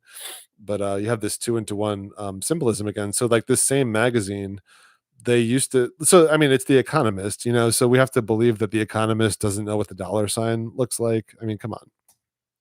Here's another one where the economist showed the two bars on the dollar sign. This one has two. So here we have the two bars on the dollar sign, and here we have the Uncle Sam hat with the red stripes. And now Uncle Sam's hat only has the white stripes. And here again, you have the Economist. So they don't know what the dollar sign looks like at the Economist, and they don't know what Uncle Sam looks like on the Economist. But they keep using them in their, on their covers, and they also are all about money. So, if you don't believe the Mandela effect is really happening, then you have to convince yourself of so many things that just don't make any sense. And you have to ignore thousands of pieces of evidence and testimonies.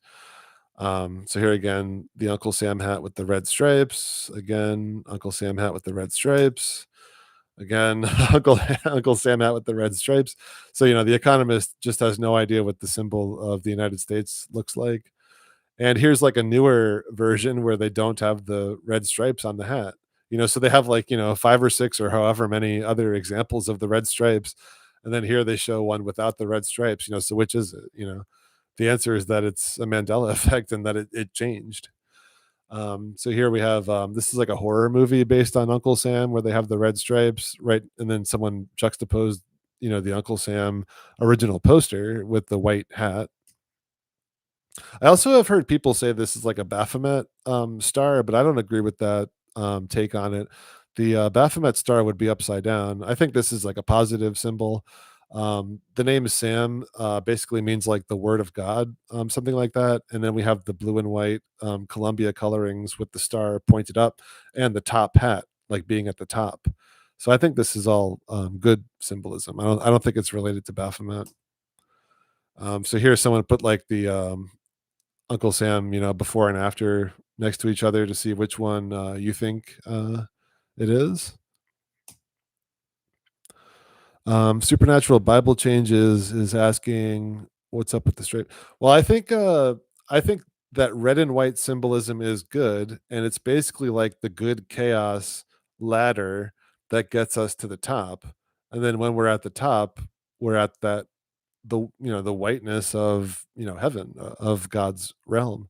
So I think it's kind of like saying the red and white takes us to the white, that type of symbolism. And you also have, of course, the blue, like the blue beam and the star.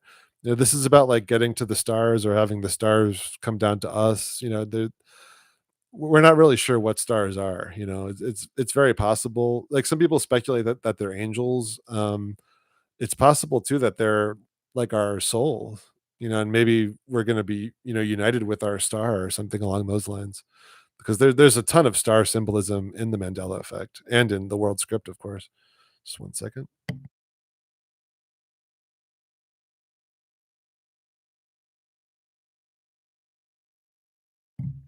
And one of the last things that the Bible says happens at the end times is that the stars fall down to earth. So I do expect that to happen when the dome goes away. So like the blue beam goes up, it takes the dome down, and then I guess the stars will come down to earth. And I don't think they are what most people think they are, of course. So here's the guy who was the model for this poster, and he's literally wearing a striped hat in front of the poster that doesn't have the striped hat. And this is like literally the guy who should know, what Uncle Sam looks like. So just another interesting piece of residue. Oh, his name is Walter Botts, if you want to look that up. Um, Going back to this. Okay, so this is from the Scream horror movies. This is not how I remember the mask looking. It's kind of hard to put my finger on it, but I don't remember like the mouth kind of curving like this, at least not this much. And then like these bulges around the eyes. It just wasn't like this. Like I remember the mask looking scarier, and now it just looks like weird. I don't think that the eyes like bulged out that much. And it's just I don't know, it's too curvy and bulbousy. And here you can see, I just got this from Google, but these are apparently, the masks from all the different movies, and they're all like that. And this just isn't how I remember the mask being. I actually even had one of these masks like back in high school. Like I went to go see this movie in the theater, like when it came out, and I remember the poster and stuff, and it just wasn't like that. And this is interesting too because the logo is Mandela affected. Now the M points. I know it's a small change, but I know this is a 100 percenter for me because I just saw this movie so much. I think I had it on VHS, and it just did not point down like this. The logo was, uniform at the bottom, just like it's uniform at the top, and perhaps this relates to the North Pole Mountain in some way. And the word scream, it's another pattern keyword that you wouldn't really think would like the word steal. Like you wouldn't necessarily think those would be big keywords to the world script and the Mandela effect, but they do come up more often than you would think. Here's other, there's alternative covers for these Scream movies. They all have this M pointing down because this is the official logo for Scream. Like, look how like this is Nev Campbell. No way did it come down like this.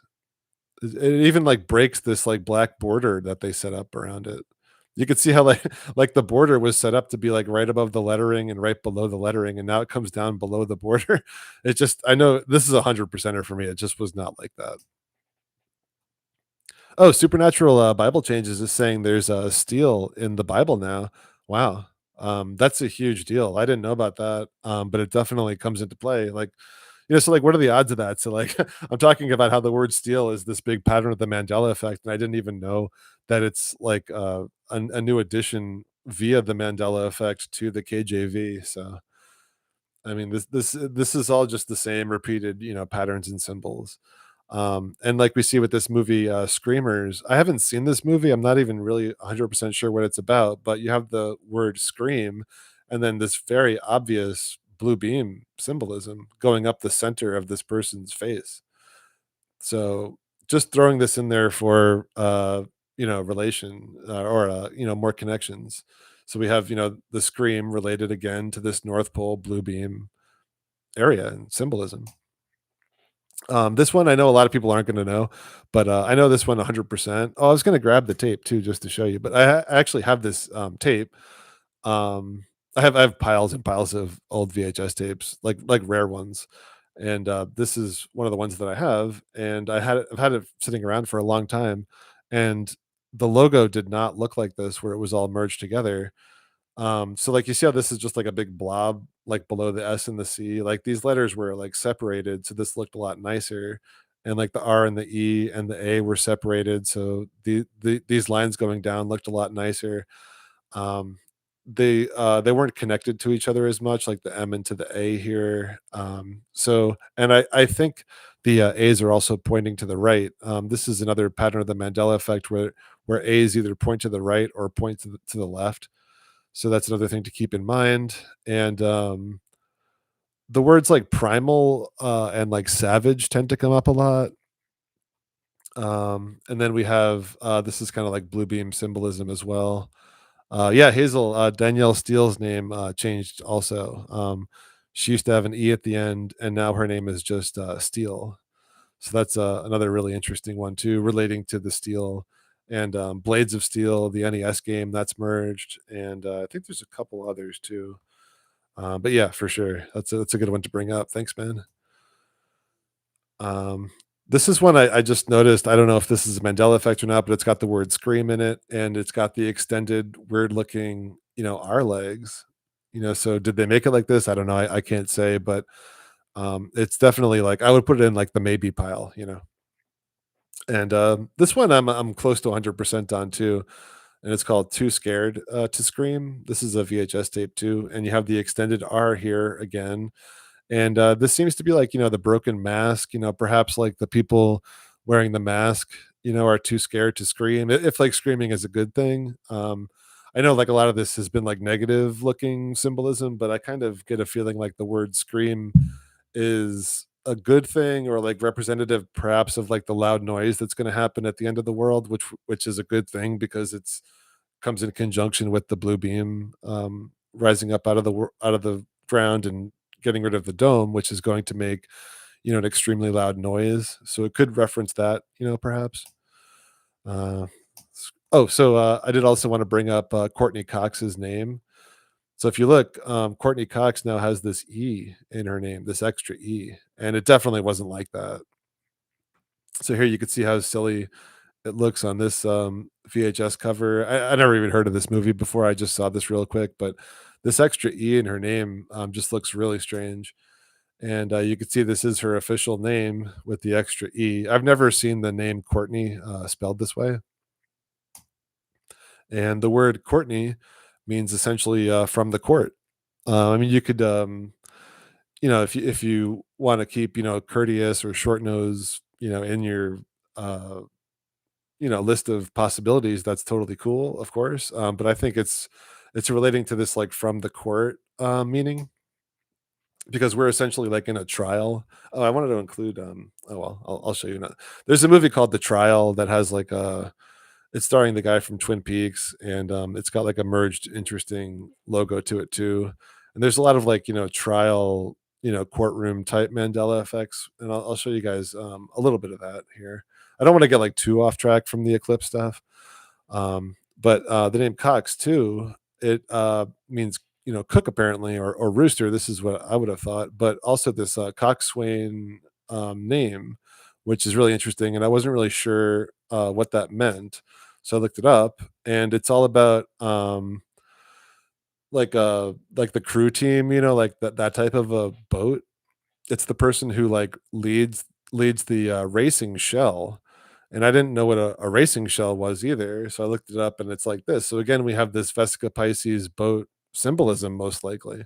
So I just wanted to throw that in there because I find it interesting. Um, and here, like I said, with this courtroom symbolism, so this also ties into like the Charlie Kirk stuff, which I'll bring up. But Al Pacino in this movie and Justice for All, his name is Arthur Kirkland. So here we have Arthur, which is essentially like a Jesus Christ character, like the Sword in the Stone, King Arthur character, and Kirkland, which means church land. So Kirk means church, and so this guy's name is essentially Christ's church land. And the original quote was, "I'm out of order, you're out of order, the whole courtroom is out of order." And now it's, "You're out of order, you're out of order, the whole trial is out of order." And in this scene from Friends, Joey is auditioning for a role with perhaps Al Pacino as like the lead role, and he says the quote the way it used to be. You could see it in this old video of mine, but it's also like I think relating to this order and chaos symbolism as well, and of course this trial or judgment that we're in. And Captain Kirk, this is another one with the Kirk symbolism. So he's basically, Captain Church, and that's like the CC also.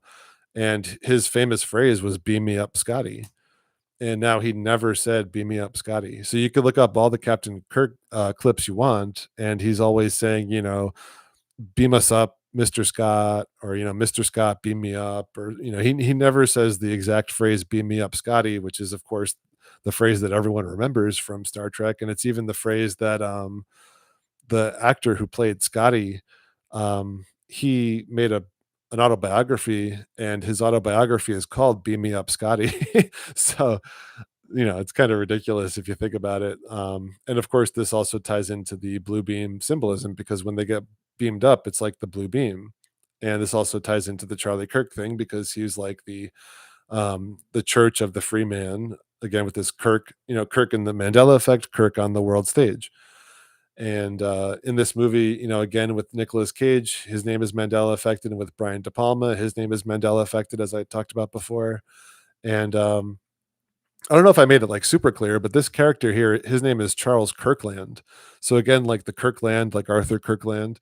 And later, Hazel, good to see you, man. And he gets assassinated in this scene, and he literally gets shot in the exact same spot on his neck that Charlie Kirk got shot in. And this movie came out in 1998. And there's a ton of symbolism and a ton of other connections to the Charlie incident that I saw or that I was talking about in the previous video. And I mentioned some of the channels too where I learned a lot of that from.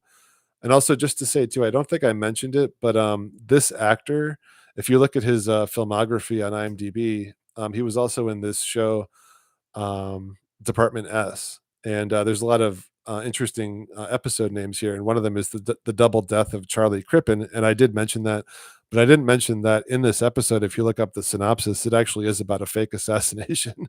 So it's like some guy getting sniped, and people think he's dead, and it actually isn't what happened.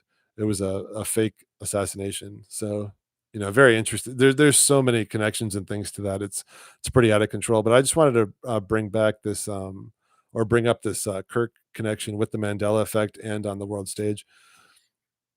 And here we have, the beam me up. This is from the other movie I was talking about. This is the end where people are being beamed up in these blue beams.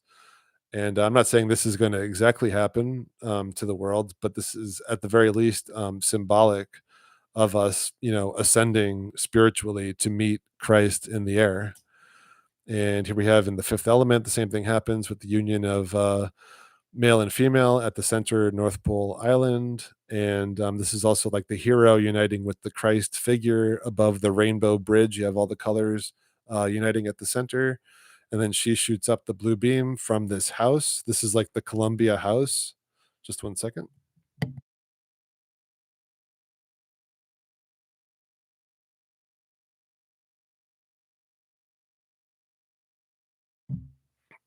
And as you can see, the blue beam shoots up from the Columbia House, essentially at the North Pole. And this is Arthur pulling the sword from the stone. I've talked about all this stuff before, and I'll definitely talk about it again. But I just want to. It's important to keep it all in mind because it's all the same story and the same symbolism. And this is, of course, a big Mandela effect too, where the sword is no longer in a stone; it's in an anvil, and the anvil is used as by the blacksmith to forge the sword.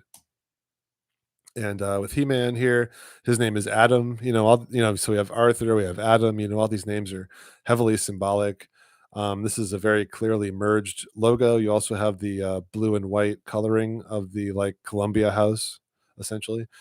So the T into the E into the R into the S. The MAS. These are all. This is all merged together, and it's like the masters of the universe. So the masters of the universe are going to be the people that go with God with this at this Columbia House with this blue beam at the center. And here you have like the plasma and also the Skull Mountain, which is representative or symbolic of the North Pole Mountain, because we're in like the land of the dead or the realm of the dead until this blue beam sword comes back, which is Jesus's life energy. And here we have the scene from Princess Bride I was talking about, where he's eclipsing the sun while asking his father for guidance while holding his father's sword. So he's basically asking for the blue beam to guide him, and it guides him into this tree, which is symbolic of the tree at the center of the world. And he thinks that he didn't find what he was looking for, but he actually did. And this is the portal down to the underworld where he finds the hero who has to rise up from the dead like the phoenix. He's basically dead here, but he's brought back to life. And he rises up like the phoenix and rescues the princess from the castle, which is the blue beam. And they all ride off, into the sunset happily ever after. The sunset also might be one of these things where it could be symbolic perhaps of it's probably symbolic of like the new dawn, because after Armageddon there's going to be a new world, so that would be like, you know the end of one world and the beginning of another, essentially something along those lines. Here we have this movie, Dragon Slayer. There's a lot of connections too with dragons and yeah, I've mentioned sunflowers for sure. I heard that sunflowers are Mandela affected, but I haven't really gotten a concrete answer on that. I think what they say is that sunflowers don't follow the sun anymore. But I don't know. I haven't really gotten a concrete answer on that one yet. It could also be like the pattern, maybe at the center of the sunflower has been Mandela affected. But either way, I don't know it well enough to say. But sunflowers certainly it would make sense if they were a Mandela effect. Um, so here we have in Dragon Slayer, this logo is all merged together, like we so often see. And um let's see. And dragons are also often associated with the eclipse. So at the end of this movie they have an eclipse, and then the dragon comes flying, and then they have the storm, and this is like the god character with the staff, and this is like the plasma energy on his like, top hat looking thing. And we have the crystal. This is around the neck of the hero. So the hero has the crystal and the storm with the dragon and the eclipse. It's all the same symbolism of being at that central pillar, which is where the third eye crystal or the pineal organ crystals are. And this is our connection to God. And this is also what's guarded by the dragon or the devil. And the dragon and snakes and all that is also symbolic of this plasma energy, because plasma moves around like a serpent. So here we have a lot of dragon symbolism. The two on top, I'm 100% on. The ones on the bottom, I'm not familiar with. But Dragon Warrior 100% did not have these triangles in the logo. And there's some merging too. These letters were separate. And this was probably connected to here with the R. But the R didn't go into the A like this, and definitely not with these triangles on the A's. Double Dragon did not have the R and A connected like this, and the L also looks like a one, similar to what we saw with the Fire and Ice logo. And then Dragon's Fury and Imagine Dragons and Pete's Dragon, these all look to be Mandela affected too. And here we also see, like, even if this Imagine Dragons, cover wasn't Mandela affected or their logo, we do see on the world stage this, dragons being associated with evolution and the eclipse. So it's all the same symbolism, and the union of male and female, it looks like in the center. But I've heard some people say that this logo is Mandela affected. I mean, it looks Mandela affected, but I just wasn't familiar with it. So here we have Dragon Ball Z. This is, arguably the biggest anime series of all time, and the main intro to the show starts off with two eclipses. So you have this first eclipse, which turns into the Dragon Ball, and then you have the logo itself, and this Dragon Ball goes up into this dark space, like the eclipse.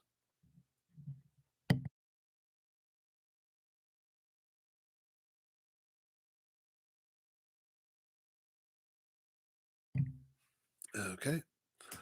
And this is actually a big line that's missing from the show. I'm not like 100% sure, but I remember it, and there's a huge thing online with this quote where Frieza used to say, "This isn't even my final form," and Frieza's kinda like the dragon devil character, and, he's known for changing his forms or the way he looks, and each time he changes his form, he gets stronger, so he's like, "This isn't even my final form," and he's already, this strong, and so many people, like, this I just went online really quick to get some examples, so, um, this guy's just saying, his wife says, "This isn't even my final form."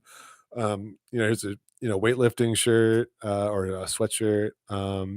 This person made this like, uh, synthwave looking design. Another sweatshirt. So this line, in case I didn't say it clearly, was never said in Dragon Ball, in Japanese or in English. And this is like, aside from it's over 9,000, this is like the most iconic quote from the whole show. And like people around the world know this show. Like it's one of the biggest shows ever.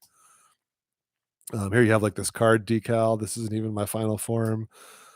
This is pretty funny because it's like a trash can that looks like Frieza. He's like, this isn't even my final form.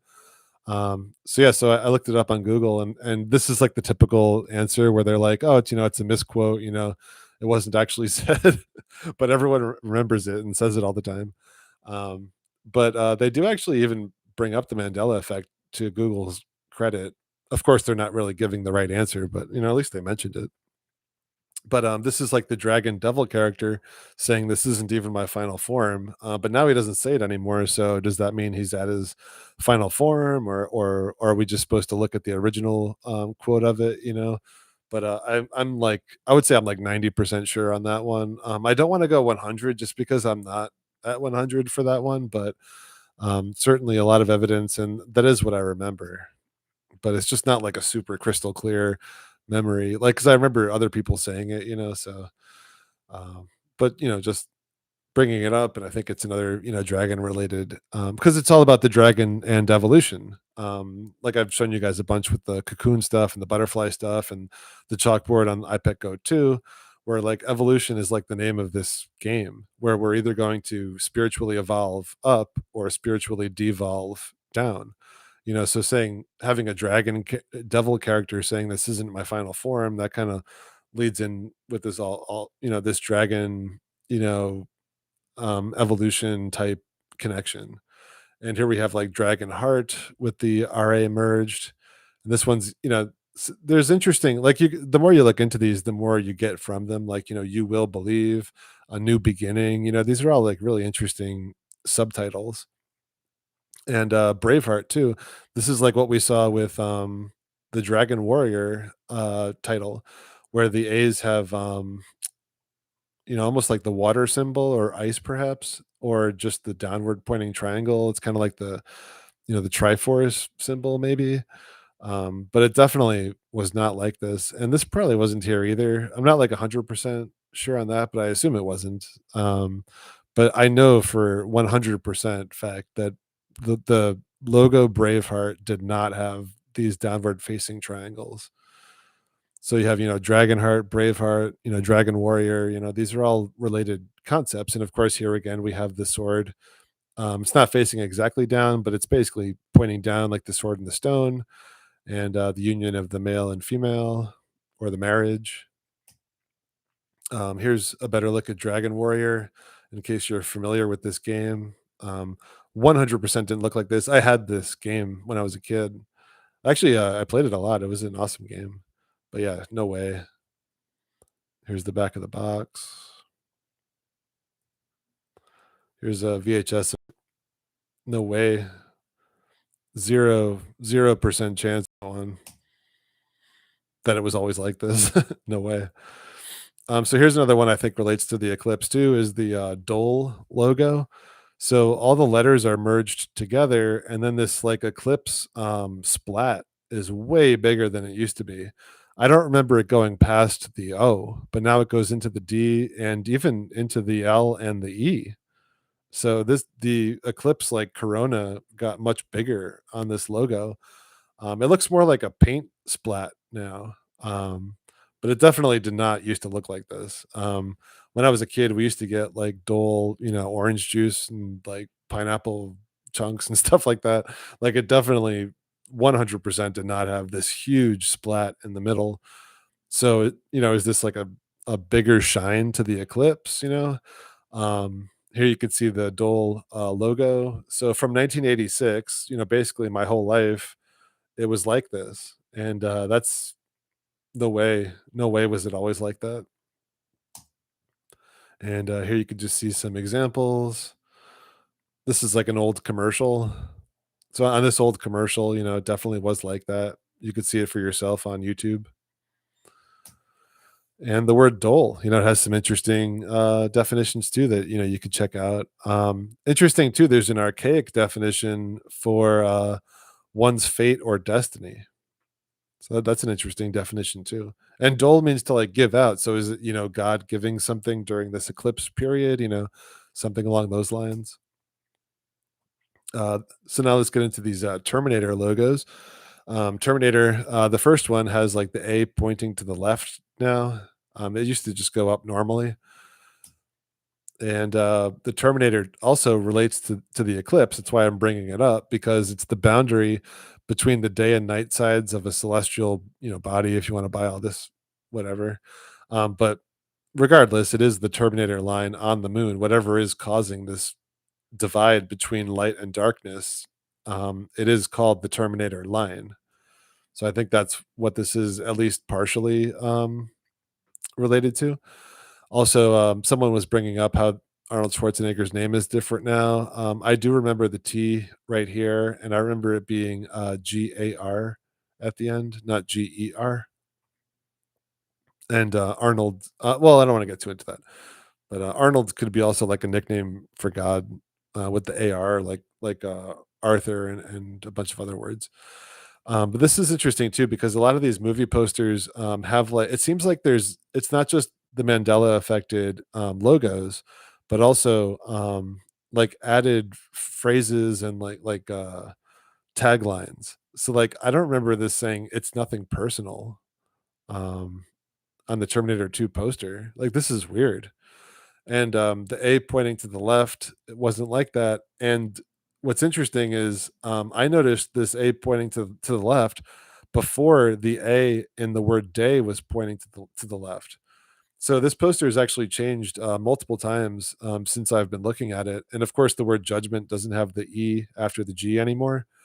Um, but I feel like one of the, a couple of years ago, I was looking at this poster and it didn't say it's nothing personal, and it did have the A pointing to the left, and it didn't have the E here, but it had this A being normal. And now this A also points to the left. So, we got Judgment Day, there's a lot going on here, obviously. And here's Terminator 3, Rise of the Machines with the A's pointing to the left. And interestingly enough, the A in Schwarzenegger points to the right. And the word Schwartz means black, by the way.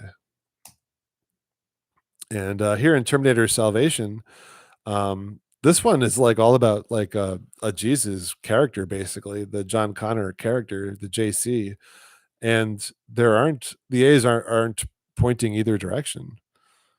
And this is from the movie itself, and you could see like it's not like this thing where the Terminator logo has to have the A pointing to the left.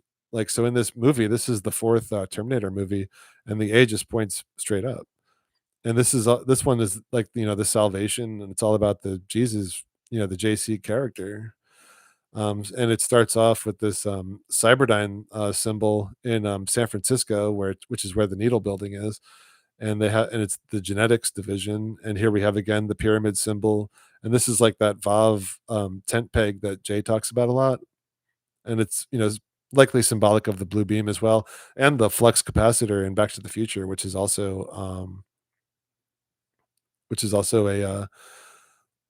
um, Mandela effect, because it's like inverted. It used to be pointing down, but now it's pointing up like this.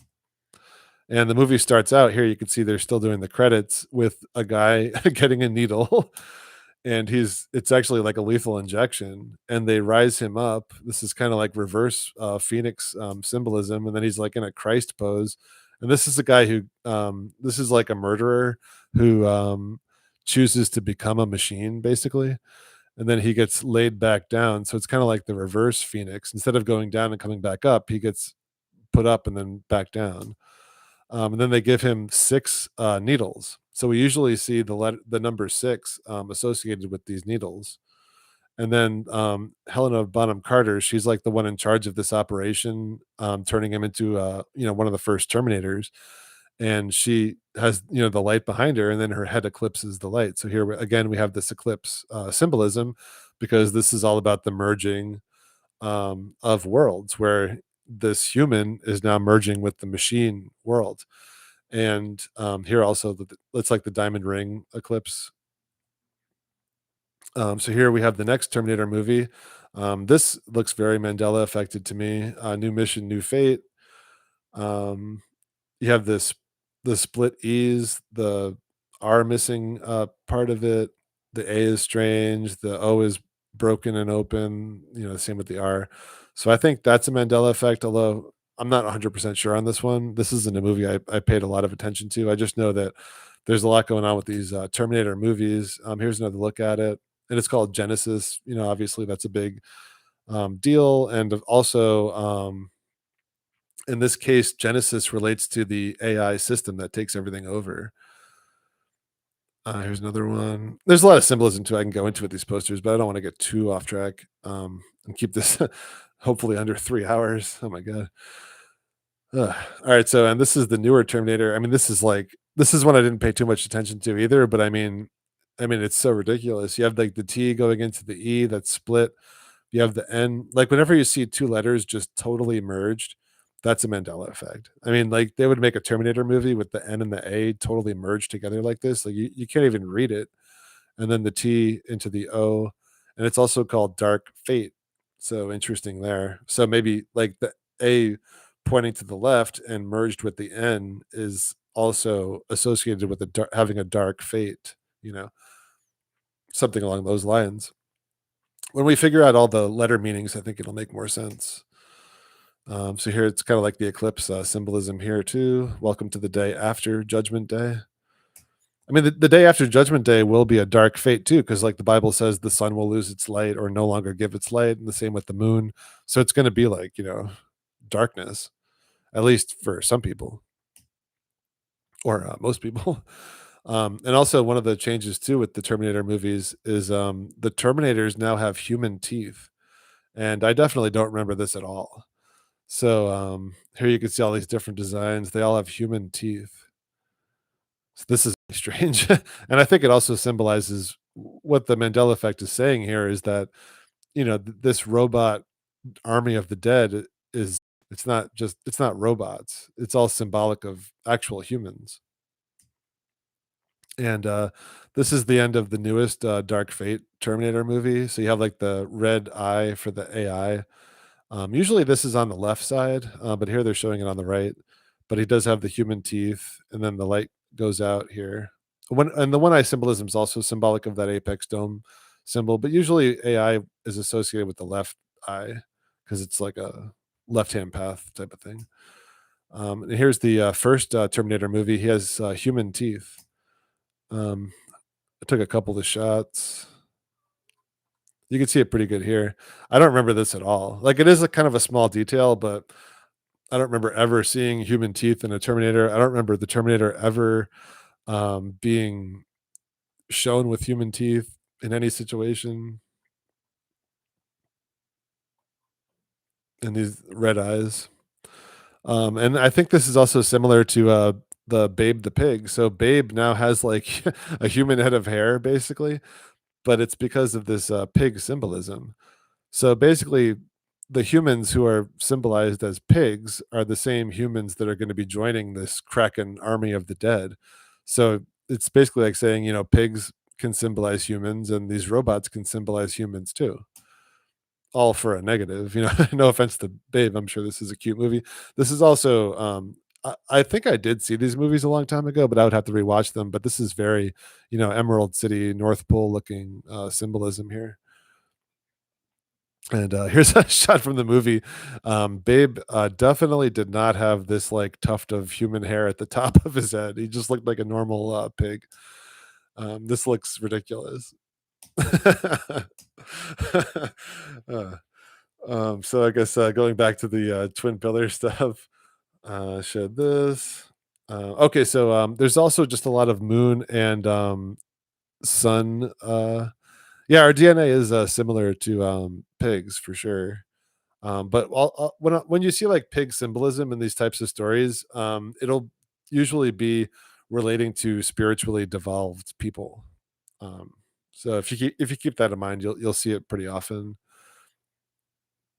So we have so Moonstruck, Paper Moon, a lot of moon Mandela effects with this Vesica Pisces, Children of the Full Moon. I showed this before. This is actually a tape that I have. I'm 100% sure on this one. I talked about that before. Same with this one. This is a tape I have, Moon in Scorpio. This one I wasn't familiar with, but very likely a Mandela effect again. Shoot the moon. This is like the blue beam shooting up into the apex dome, in my opinion. And this just makes the title so difficult to read. It's like you're going cross-eyed, and going cross-eyed is like what you're seeing with the Vesica Pisces. Like the left eye is the sun eye, and the right eye is the moon eye, and when they cross at the center, you'll even often see characters doing something or looking cross-eyed when this type of symbolism pops up. And I can show you that in the future too. I have like a small list of some of those instances. The man and the moon. This is also a Mandela effect too, because the man in the moon is no longer a thing. Like there used to be like a face on the moon, and now there isn't. And I think this also could relate to the map of the world changing. So if the moon is somehow a projection or a reflection of the map of the Earth, if the map of the Earth changed, then so would the shapes that we see on the moon. So, I mean, in my opinion, and in a lot of people's opinions, the map of the Earth has changed in very significant ways, like South America moving about 1,500 miles to the east, for instance. So, all these changes added up would take away that original shape that we used to see in the moon, which looked like a man's face. But now it doesn't. It looks more like a rabbit, that people say. Two Moon Junction, Moonlight and Valentino. And I talked about these before. That's why I'm just going kind of fast. Moon God. These I'm not certain about, but they're certainly possible. Same with this one. Brother Sun, Sister Moon relates to the twin pillars. And there's a lot of Mandela effects relating to the sun as well. So here we have sun kissed. Now looks more like sin kissed, because you have the I and the N, or the the U and the N merged together here. This is an old Sunkist commercial. It looks like Sinkist, really. And SanDisk, this is a 100 percenter for me, because I've used a lot of these SD cards, and the D wasn't connected to the N, and the D also had a bar on the left. And the reason I bring this up is because this company was originally named SunDisk. So, like that could relate to this change. It also might not, but I'd figure I'd bring it up. This isn't like an all-inclusive list of everything moon and sun related and twin pillar related. It's just, the ones that I have got to in my lists. But yeah, this looks totally wrong to me. This looks crazy. Like I've seen this so many times, and it 100% was not like this. And there's a lot of sunglasses related changes as well. So the California raisins. Oops.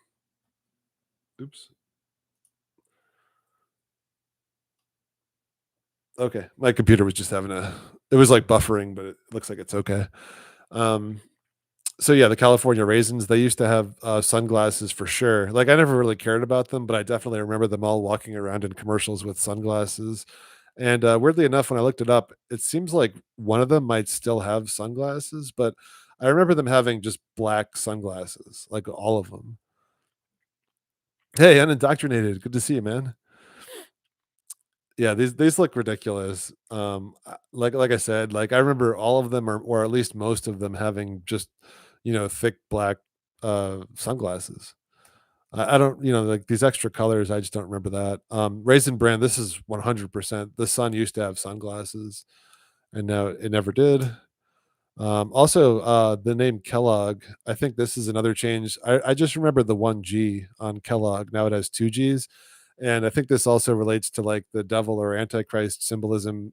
Because like if G symbolizes God, then his double is like two G's, or the same with like a T representing the cross or Christ. So like two T's is like the antichrist or the double cross. And like the P being the chi rho symbol. So like the PP would be also like an antichrist symbol. Um, so when it's like the double, like God's double or like his imposter, basically. And interestingly enough, the name Kellogg, if you look it up, it means someone who kills pigs. So that's pretty interesting. It's kind of a weird name. But yeah, here's like a newer box. Like the sun looks so weird to me without the sunglasses. Like I never saw the sun's eyes, you know. And here's like an old commercial, just a still from it. You could see that the sun didn't have sunglasses back then, even though it definitely did. And interestingly, too, I just did a quick Google search and somebody made this. It's like a prop, I guess. And the prop for Raisin Bran has they put sunglasses on the sun. So I guess this is something you could like print out and put in like your video or something if you need like a box of cereal. But they put sunglasses on the sun because that's what they remember. And Risky Business is, of course, another huge one with the sunglasses. These were so I've never seen this movie, so I can't claim this 100%. But I, of course, have seen people parody it and all that, and it was always with sunglasses. And even on the poster, the sunglasses are like this iconic thing to his like character. And like I said, I never saw this. And also, this is Rebecca De Mornay, and her name also changed. Let's see. Yeah. Can you guys see this? So her name was connected too. It's kind of like Brian De Palma, but now her name is split also. So it's like De space Mornay. And I actually watched this change, interestingly enough, because I was watching a show on HBO that she was the star in, and it's called John from Cincinnati. It's actually a really interesting show. It's kind of like a Twin Peaks type of show if you're interested. And I'll probably talk about it too at some point on this show or in these live streams. But she's the star of it, and so there's like 10 episodes, so it's easy to watch too. Um, and So in the opening credits, I saw her name, and like around the fourth or fifth episode, I noticed the split. So it was almost like it happened like for me to notice, that type of a thing. That happens a lot if you follow the Mandela effect and you're actively looking for stuff.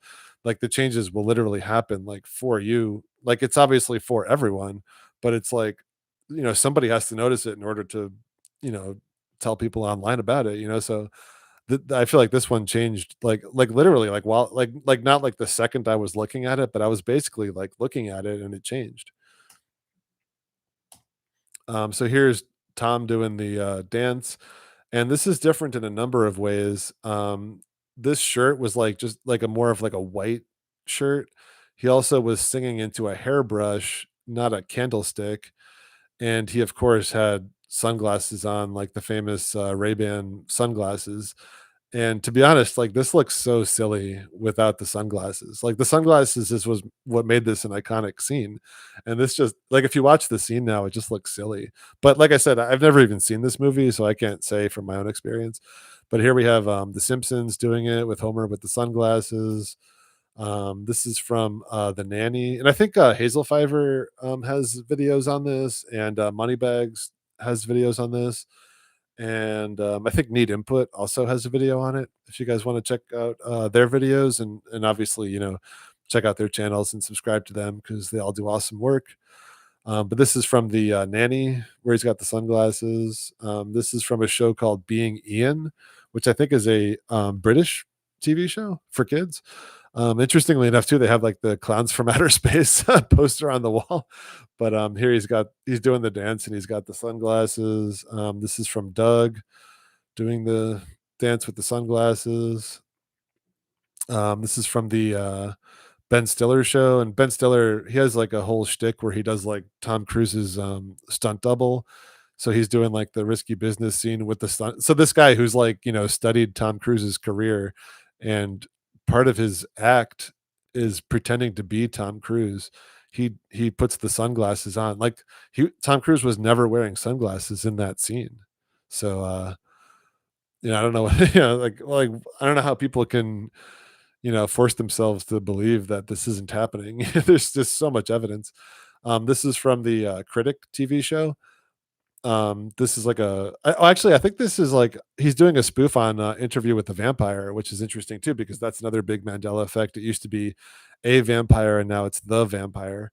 But you have, I guess, Dracula or a vampire doing the Tom Cruise scene where he's dancing in his underwear and he's got the sunglasses on. And Alf also did it with the sunglasses on. And if you just look up, like literally all I looked up was Risky Business Halloween, and like almost everyone does it with sunglasses. You know, these girls, I guess, are updated to the new reality, but these girls aren't. You know, so I mean, do your own research. Obviously, this is actually pretty funny. It's like, what do you need to do this bit? And they have you could use these sunglasses or these sunglasses, and they show a picture where he's not wearing sunglasses. I mean, come on. Like what evidence do people need? Like I said, I never even saw this movie and I could tell this is 100% a Mandela effect. It's so freaking obvious. I mean, what do you like, I don't know. It's like some people, man, they just refuse to see the Mandela effect or acknowledge it. And unfortunately, they're missing out on literal miracles from God, in my opinion. So it's unfortunate. This is another part of the Mandela effect too for this, because I think his name was Joel Goodson, Son, but now it's Sen. So here on IMDb, they have his quotes Son, and this is TV tropes. Where is it? Oh, Joel Goodson and Collider. Let's see, Joel Goodson, and if you look it up, like the official name now is Joel Goodson. So I mean, that's like I said, I've never seen the movie. I can't say 100%, but I mean, pretty close saying 99% on this. Like the name would be Good Son, not Good Sen. So that's an interesting message too. And it's kind of like the Bergdorf Good Man, So we got good man, good son, that type of connection. And going along with the sunglasses, again, we have the movie The Lost Boys, and this is a movie too that I'm just not really that familiar with. I have seen it, I think, once, but I don't. It's not to the point where I would know certain Mandela effects from it. Like some people say that the word "the" was put on the front of the logo, and it was just Lost Boys. I kind of do remember it just being Lost Boys, but I also am not going to say if I know that or not. What I do know that he had fully black sunglasses. This character, Michael. This one I'll go 100% on, but there's like a few Mandela effects associated with this movie, and I just don't know it well enough. But this poster is really iconic, and he definitely had fully black sunglasses. And now here he is in the movie. This looks so ridiculous. There's zero chance it was like this. Um, like he's supposed to be like kind of out of it. He's like turning into a vampire basically, and he's got the sunglasses on. And this makes it almost it looks like silly with the silver frames. Like it was just all like having him in all black sunglasses. That would be like what a filmmaker would do, because it just like conveys the darkness of the whole thing better, and it makes him like makes him like more like hidden, like hiding his eyes behind the sunglasses, like having the sunglasses themselves stand out with this brighter color. It just doesn't even make any sense from like a prop perspective. But just even from my memory and other people's memories, like he definitely had all black sunglasses. So that's an interesting message there. His character name is also Michael, and also oh, interesting. You're talking about the Hodorowski film, Holy Mountain. Yeah, I remember it being called Holy Mountain. That's a movie I only saw once too, like a long time ago. But that movie's like really epic. Actually, I kind of want to rewatch it. There's a lot of like R-rated, material in it, but that's got a lot of really interesting scenes in it, especially the end of the movie. But yeah, so with this, if you guys know, do you guys know what this actor's name is? Like, do you know that it's a Mandela effect or not? Because it's not one that I'm like a super 100% on or anything, but it certainly looks weird. And I'm pretty sure it is a Mandela effect. But his name is Jason Patrick, and now it's spelled without a K.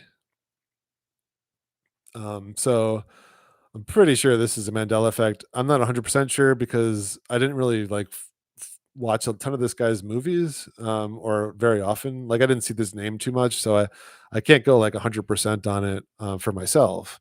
But it certainly looks like a Mandela effect to me. I've never seen the name Patrick spelled this way, frankly. And also interesting about this Jason Patrick, he's in this movie called Solar Babies, which I actually have behind me. You can't really see it, but it's this poster right here. But I had this poster for a long time, and I had the VHS tape for a long time too. And these letters were not all merged together like this. And this is also symbolic, like they're basically at the North Pole, and this is they find the blue beam. So like the characters like a bunch of kids who start off in like a 1984 type society, and they find this sphere, this like alien sphere that's basically the blue beam. Like it kind of races around like the blue beam, like Sonic the Hedgehog, and it leads them out of that slave state society. And here you could see it spiraling up. This is kind of like that S we were talking about, like with the dollar sign and that like plasma energy going upwards. And this is also like, the symbolic of the blue beam going up. And here you see Jason Patrick without the K in his name, which looks really weird. And I 100% know that this logo wasn't like this. You have like the L going under the A and cutting it off, the A cutting off the R, and the R and the B, and the A and the B. It, wasn't like that. The tops of the S's too, I don't think were like that either, but definitely not all this section here. So that's interesting, and it's also, sun related again, like solar. Uh, oh yeah, Zardoz and, Boy and His Dog, yeah, those are 2, I would say must-watch movies for anyone interested in this, symbolism for sure, and Zardoz is, of course, based on The Wizard of Oz. That's where they get the name from. I was actually going to include a bunch of Zardoz stuff in this folder, but there was just too much stuff. But I'll talk about it another time. But just to say, with the eclipse symbolism, that like floating head that floats around at the beginning of the movie, um, it eclipses the sun and it passes right by it. So I was going to include that and then some other stuff from the movie, but it's just too much stuff. I gotta try to wrap this up here. But here's the VHS for Solar Babies. It's definitely different, and this O wasn't as big as this either. Alien Covenant. So I'll get into this really quick. These alien movies are obviously huge. Um, so in this ship or space vessel, the people are in pods or cocoons, like I call it. This suspended animation. And suspended animation is also like puppets. So here's the AI. This is a good AI, and there's going to be a bad AI that replaces him at the end of the movie. So he's just like making sure everything's okay while all the people are in their pods, and then they get into like this accident with all these sparks, and it's because they run into a plasma storm. So this guy's saying looks like a plasma storm. It's in the thermosphere. They're saying communications will be spotty if the storm goes electromagnetic. So this is what we see a lot in these movies, which I'll get into in a future live stream. And I've talked about it in the past too, but there's always some kind of communication breakdown or communication failure because the people who are on the left path aren't able to communicate with God. They have some kind of blockage. And that's generally what that means. But there's other things that, play into that too. But here you see a view of the space vessel with the quote unquote planet that they're over with the storm. Then when they're on the planet, they come across this wheat field. So here we have the wheat and the tear symbolism, and they're saying who planted this wheat field, and then we have the needle symbolism. There I'll like do like probably a special on the alien movies. I don't want to get too into it, but here we have the needle symbolism with the black goo, and this guy steps on these spores, and when these spores, this is like the nano technology, like the black dust, basically the smart dust, and it goes into his ear and it lodges into his ear, and goes into his bloodstream. So this is like him getting the V, the alien V, the DNA changing black goo V. And this movie is also called Alien Covenant too. So just think about the significance of that.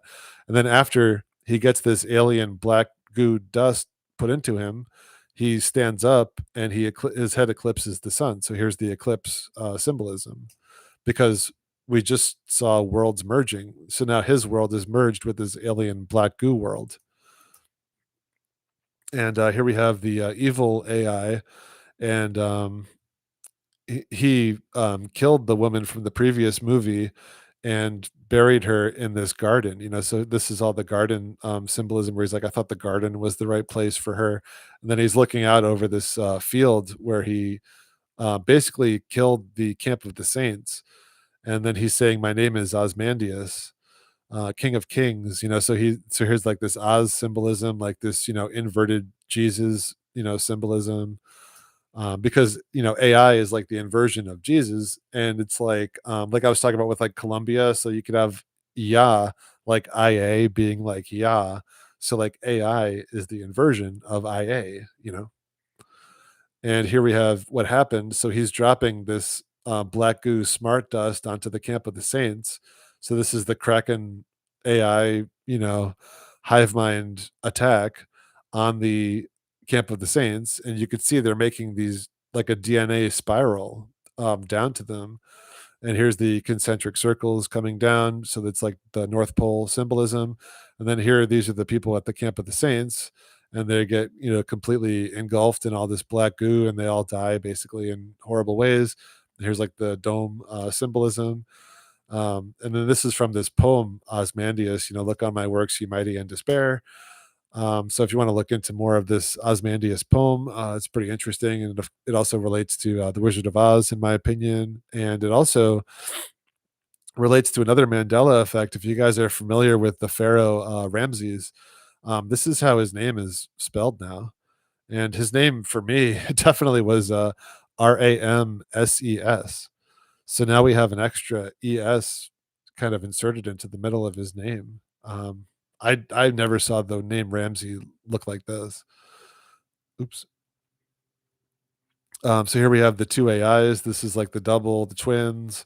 One is named Walter and one is named David. And I think since this movie is all about like inverting things, like the alien AI is like the god, of this movie. Um, the David AI is the evil one, and the Walter AI is the good one. But I think those names are switched, because David is usually like Jesus is from the line of David, and David is a name that means it's something like graced by God or something about God.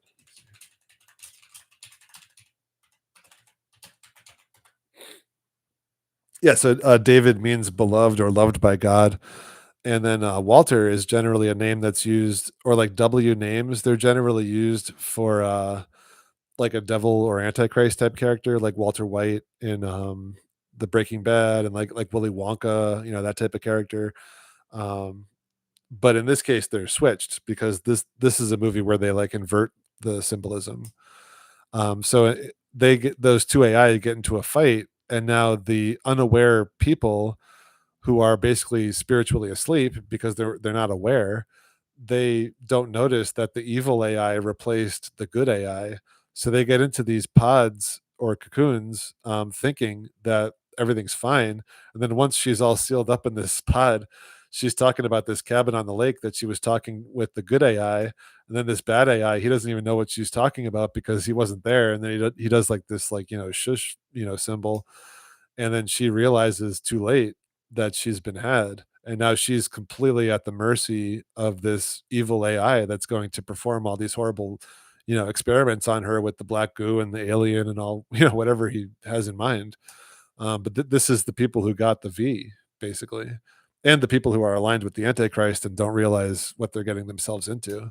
And then her pod goes dark, and now she's basically trapped in the darkness with this evil AI overlord. And here we have the movie Puppet Masters. So, anyone who's ever felt like the Holy Spirit, this is essentially the area where we feel it the most. and they replaced that with the red light instead of the blue light because this is all about the puppets. These are some negative, symbolic movies, of course. So here we have the Puppet Masters. It starts off with this diamond ring eclipse at the beginning of the movie, and they go through the credits, and they're also playing the same sound effects from Invasion of the Body Snatchers. And then when the movie starts, we're on this farm, and here we have the character on his bike. So this is like the eclipse symbolism with the two wheels, and then these kids are playing frisbee, and this is kind of like the central water tower at the North Pole. And here we have the water mirror reflecting. So this is like what they have like with the Washington Monument, for instance. Um, Hey, well, yeah. So someone in the Daryl is saying, his middle name is William. Yeah, I wouldn't worry about having names that are associated with negative things. Like my name is Mark, and Mark can be like a negative thing or a positive thing. Like Will, I mean, will is often a positive thing too. Like having a strong will. So there's always like good and bad ways to look at things. But like if you just happen to have a name or something that's connected to a negative symbolic thing, I wouldn't feel bad about it or anything. This is they even use skin color as positives and negatives with this symbolism, so it doesn't have anything to do with us individually. Um, so they're throwing this frisbee to each other, and the frisbee is like a dome. Like they could have used any frisbee, but they chose to use one that looks like a dome shape. So he's throwing this, dome, and then it lands on the ground and it's reflecting the sky. So it's like a sky mirror. And then they show this plasma storm that starts happening. And this plasma storm culminates in this kind of reverse blue beam imagery. And this reverse blue beam imagery that shoots down instead of up, this is what brings the alien body snatchers to the earth. And then after that, when the worlds start merging between the people and the alien body snatchers, Donald Sutherland is he's like in charge of the government agency who's trying to fix the the alien body snatcher problem without the public becoming too aware of it. And he's on this plane, and this plane eclipses the sun. So here we have the eclipse symbolism, and then he's on the phone here trying to make arrangements for what to do. And he was also cast in this role because he's famous for being in the original Invasion of the Body Snatchers movie, and they often have these actors playing the same roles in similar movies because that reinforces their spellcraft. Yeah, like William Gates. That's a good call. That's funny. um, so here on a more positive note, we have the giver, and Jeff Bridges is like the God character. Also, his name is Bridges, which is interesting because the bridge is like the third eye, which is like the control center of our vessel, basically, where the captain steers the ship, basically. And he's like the God character who's giving the hero character who represents us. He's giving us the memory of the old world that we had forgotten as like a species, but now we're starting to remember it again. And they're also, of course, under the dome, and you have this eclipse symbolism here. And this is just a scene where here's the hero and here's the God character, and they're in this dome room. And then we also have the wheels within wheels, Ezekiel's wheels symbolism here too, along with the eclipse diamond ring symbolism. And he eclipses the sun while making a bunch of interesting kind of hand signs and teaching this kid about the way the world used to be. And I'll end it on this Chronicles of Narnia movie too. This is really interesting. Of course, we have the Sword and the Stone movie. This is like these are both like Christ characters, basically. This Caspian and this lion, of course. Um, and I think the logo is Mandela affected. I'm not 100% sure on that. I wasn't like too big on these movies. Um, Sorry, just one second. It just looks really weird to me with the R going all the way over. It's just, we see so many, extended R legs. So that could definitely be a Mandela effect, but I'd have to hear from someone who knew this logo better before I made a judgment on that. But also too, I just noticed the R in Prince Caspian. Why would it be lower like this? They clearly have a font style going on here where the letters, hit this limit and then hit this bottom limit. So why would the R be the only one that goes under it? That's typical of the Mandela effect to have the R with this extended leg. So at the start of the movie, this is the company, the production company. It's called Walden Media, and it shows this skipping stone symbolism. And I talked about this before. If you're interested, check out my previous Vesica Pisces videos, because like the Ron Howard skipping stone Mandela effect that ties into the Vesica Pisces, and so does this. So they show these water rippling Vesica Pisces going on, and you got the dome and the mirror and all that too. But then, they start solidifying the logo for Walden Media, and then on top of this logo, they go straight into the eclipse.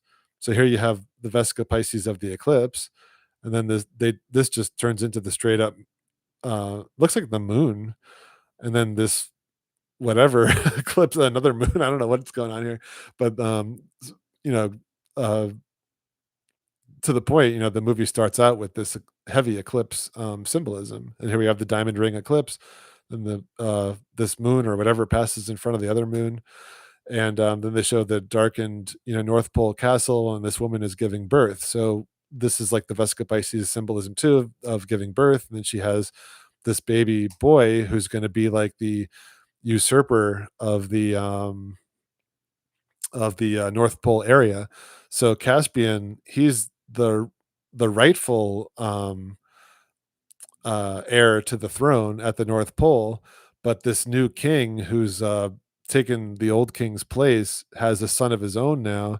So he's going to try to basically kill Caspian, like the Jesus character, so that this this is a good character here. I'm not talking about him, but the bad king, he's just basically trying to steal Jesus's place at the North Pole, which is what the Antichrist, is always trying to do, of course.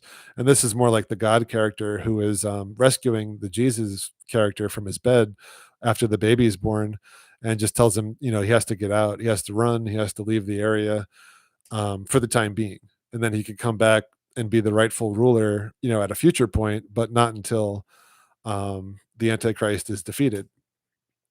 So he runs away from the North Pole castle area, and he finds refuge under this giant tree, and also under all the tentacles and all that. But this is basically going under the North Pole, which is where the blue beam Jesus Christ energy is being charged, the life force. And the name Caspian looks or means like a prince or a noble or white. These could all represent Jesus. And it also reminded me of the name Casper. So I just looked that up. And Casper means the keeper of the treasure. And the treasure under the mountain, this is the blue beam. So, and it also is associated with the three wise men and the biblical story of Jesus being born and all that. So, very interesting, naming conventions here with the Prince Caspian, because I think he's, pretty clearly a Jesus character. Although I really need to rewatch the movie. It's been a while since I saw it. And, these movies haven't been something that I thought too much about, frankly. But here you have the heroes, the four kids that represent us, returning to the North Pole area. This is the second movie. So basically, they're standing on the ruins of the old world, which is what we've been doing. And you see these concentric circles. This represents the North Pole. And they're all trying to visualize what the world used to look like back when they were there, but now it's in ruins. And that's exactly what we've all been doing, looking at all the melted, brick buildings and melted castles and the petrified trees and petrified giants and giant animals and all these things around us that we're just now noticing, and we're like, whoa, what did the world used to look like, back in the day, because the history that we're told is obviously not the correct history of our world. um, and interestingly enough, that's what these heroes are doing um, in this movie. Hey, Cage Fighter, good to see you, man. Yeah, Daryl, for sure. It's definitely flat and melted. And here they are just looking at the ruins of this area, trying to visualize what it looked like back when it was, in its, height or splendor or whatever. Then they instantly show an island to, imply the North Pole island symbolism. And then they instantly show this bridge to the North Pole, castle, but this is like the Dark Tower now with the false king.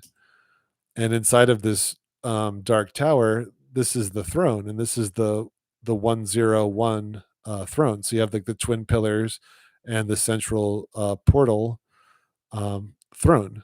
So this is all symbolic of the pineal organ inside of us and the throne at the center of the world, where now I think, Lucifer has been sitting on it, and we've been in a, dark world of lies, but we're about to enter, a world where Jesus is in control, and it's a world of truth. That's why the truth is coming back into the world.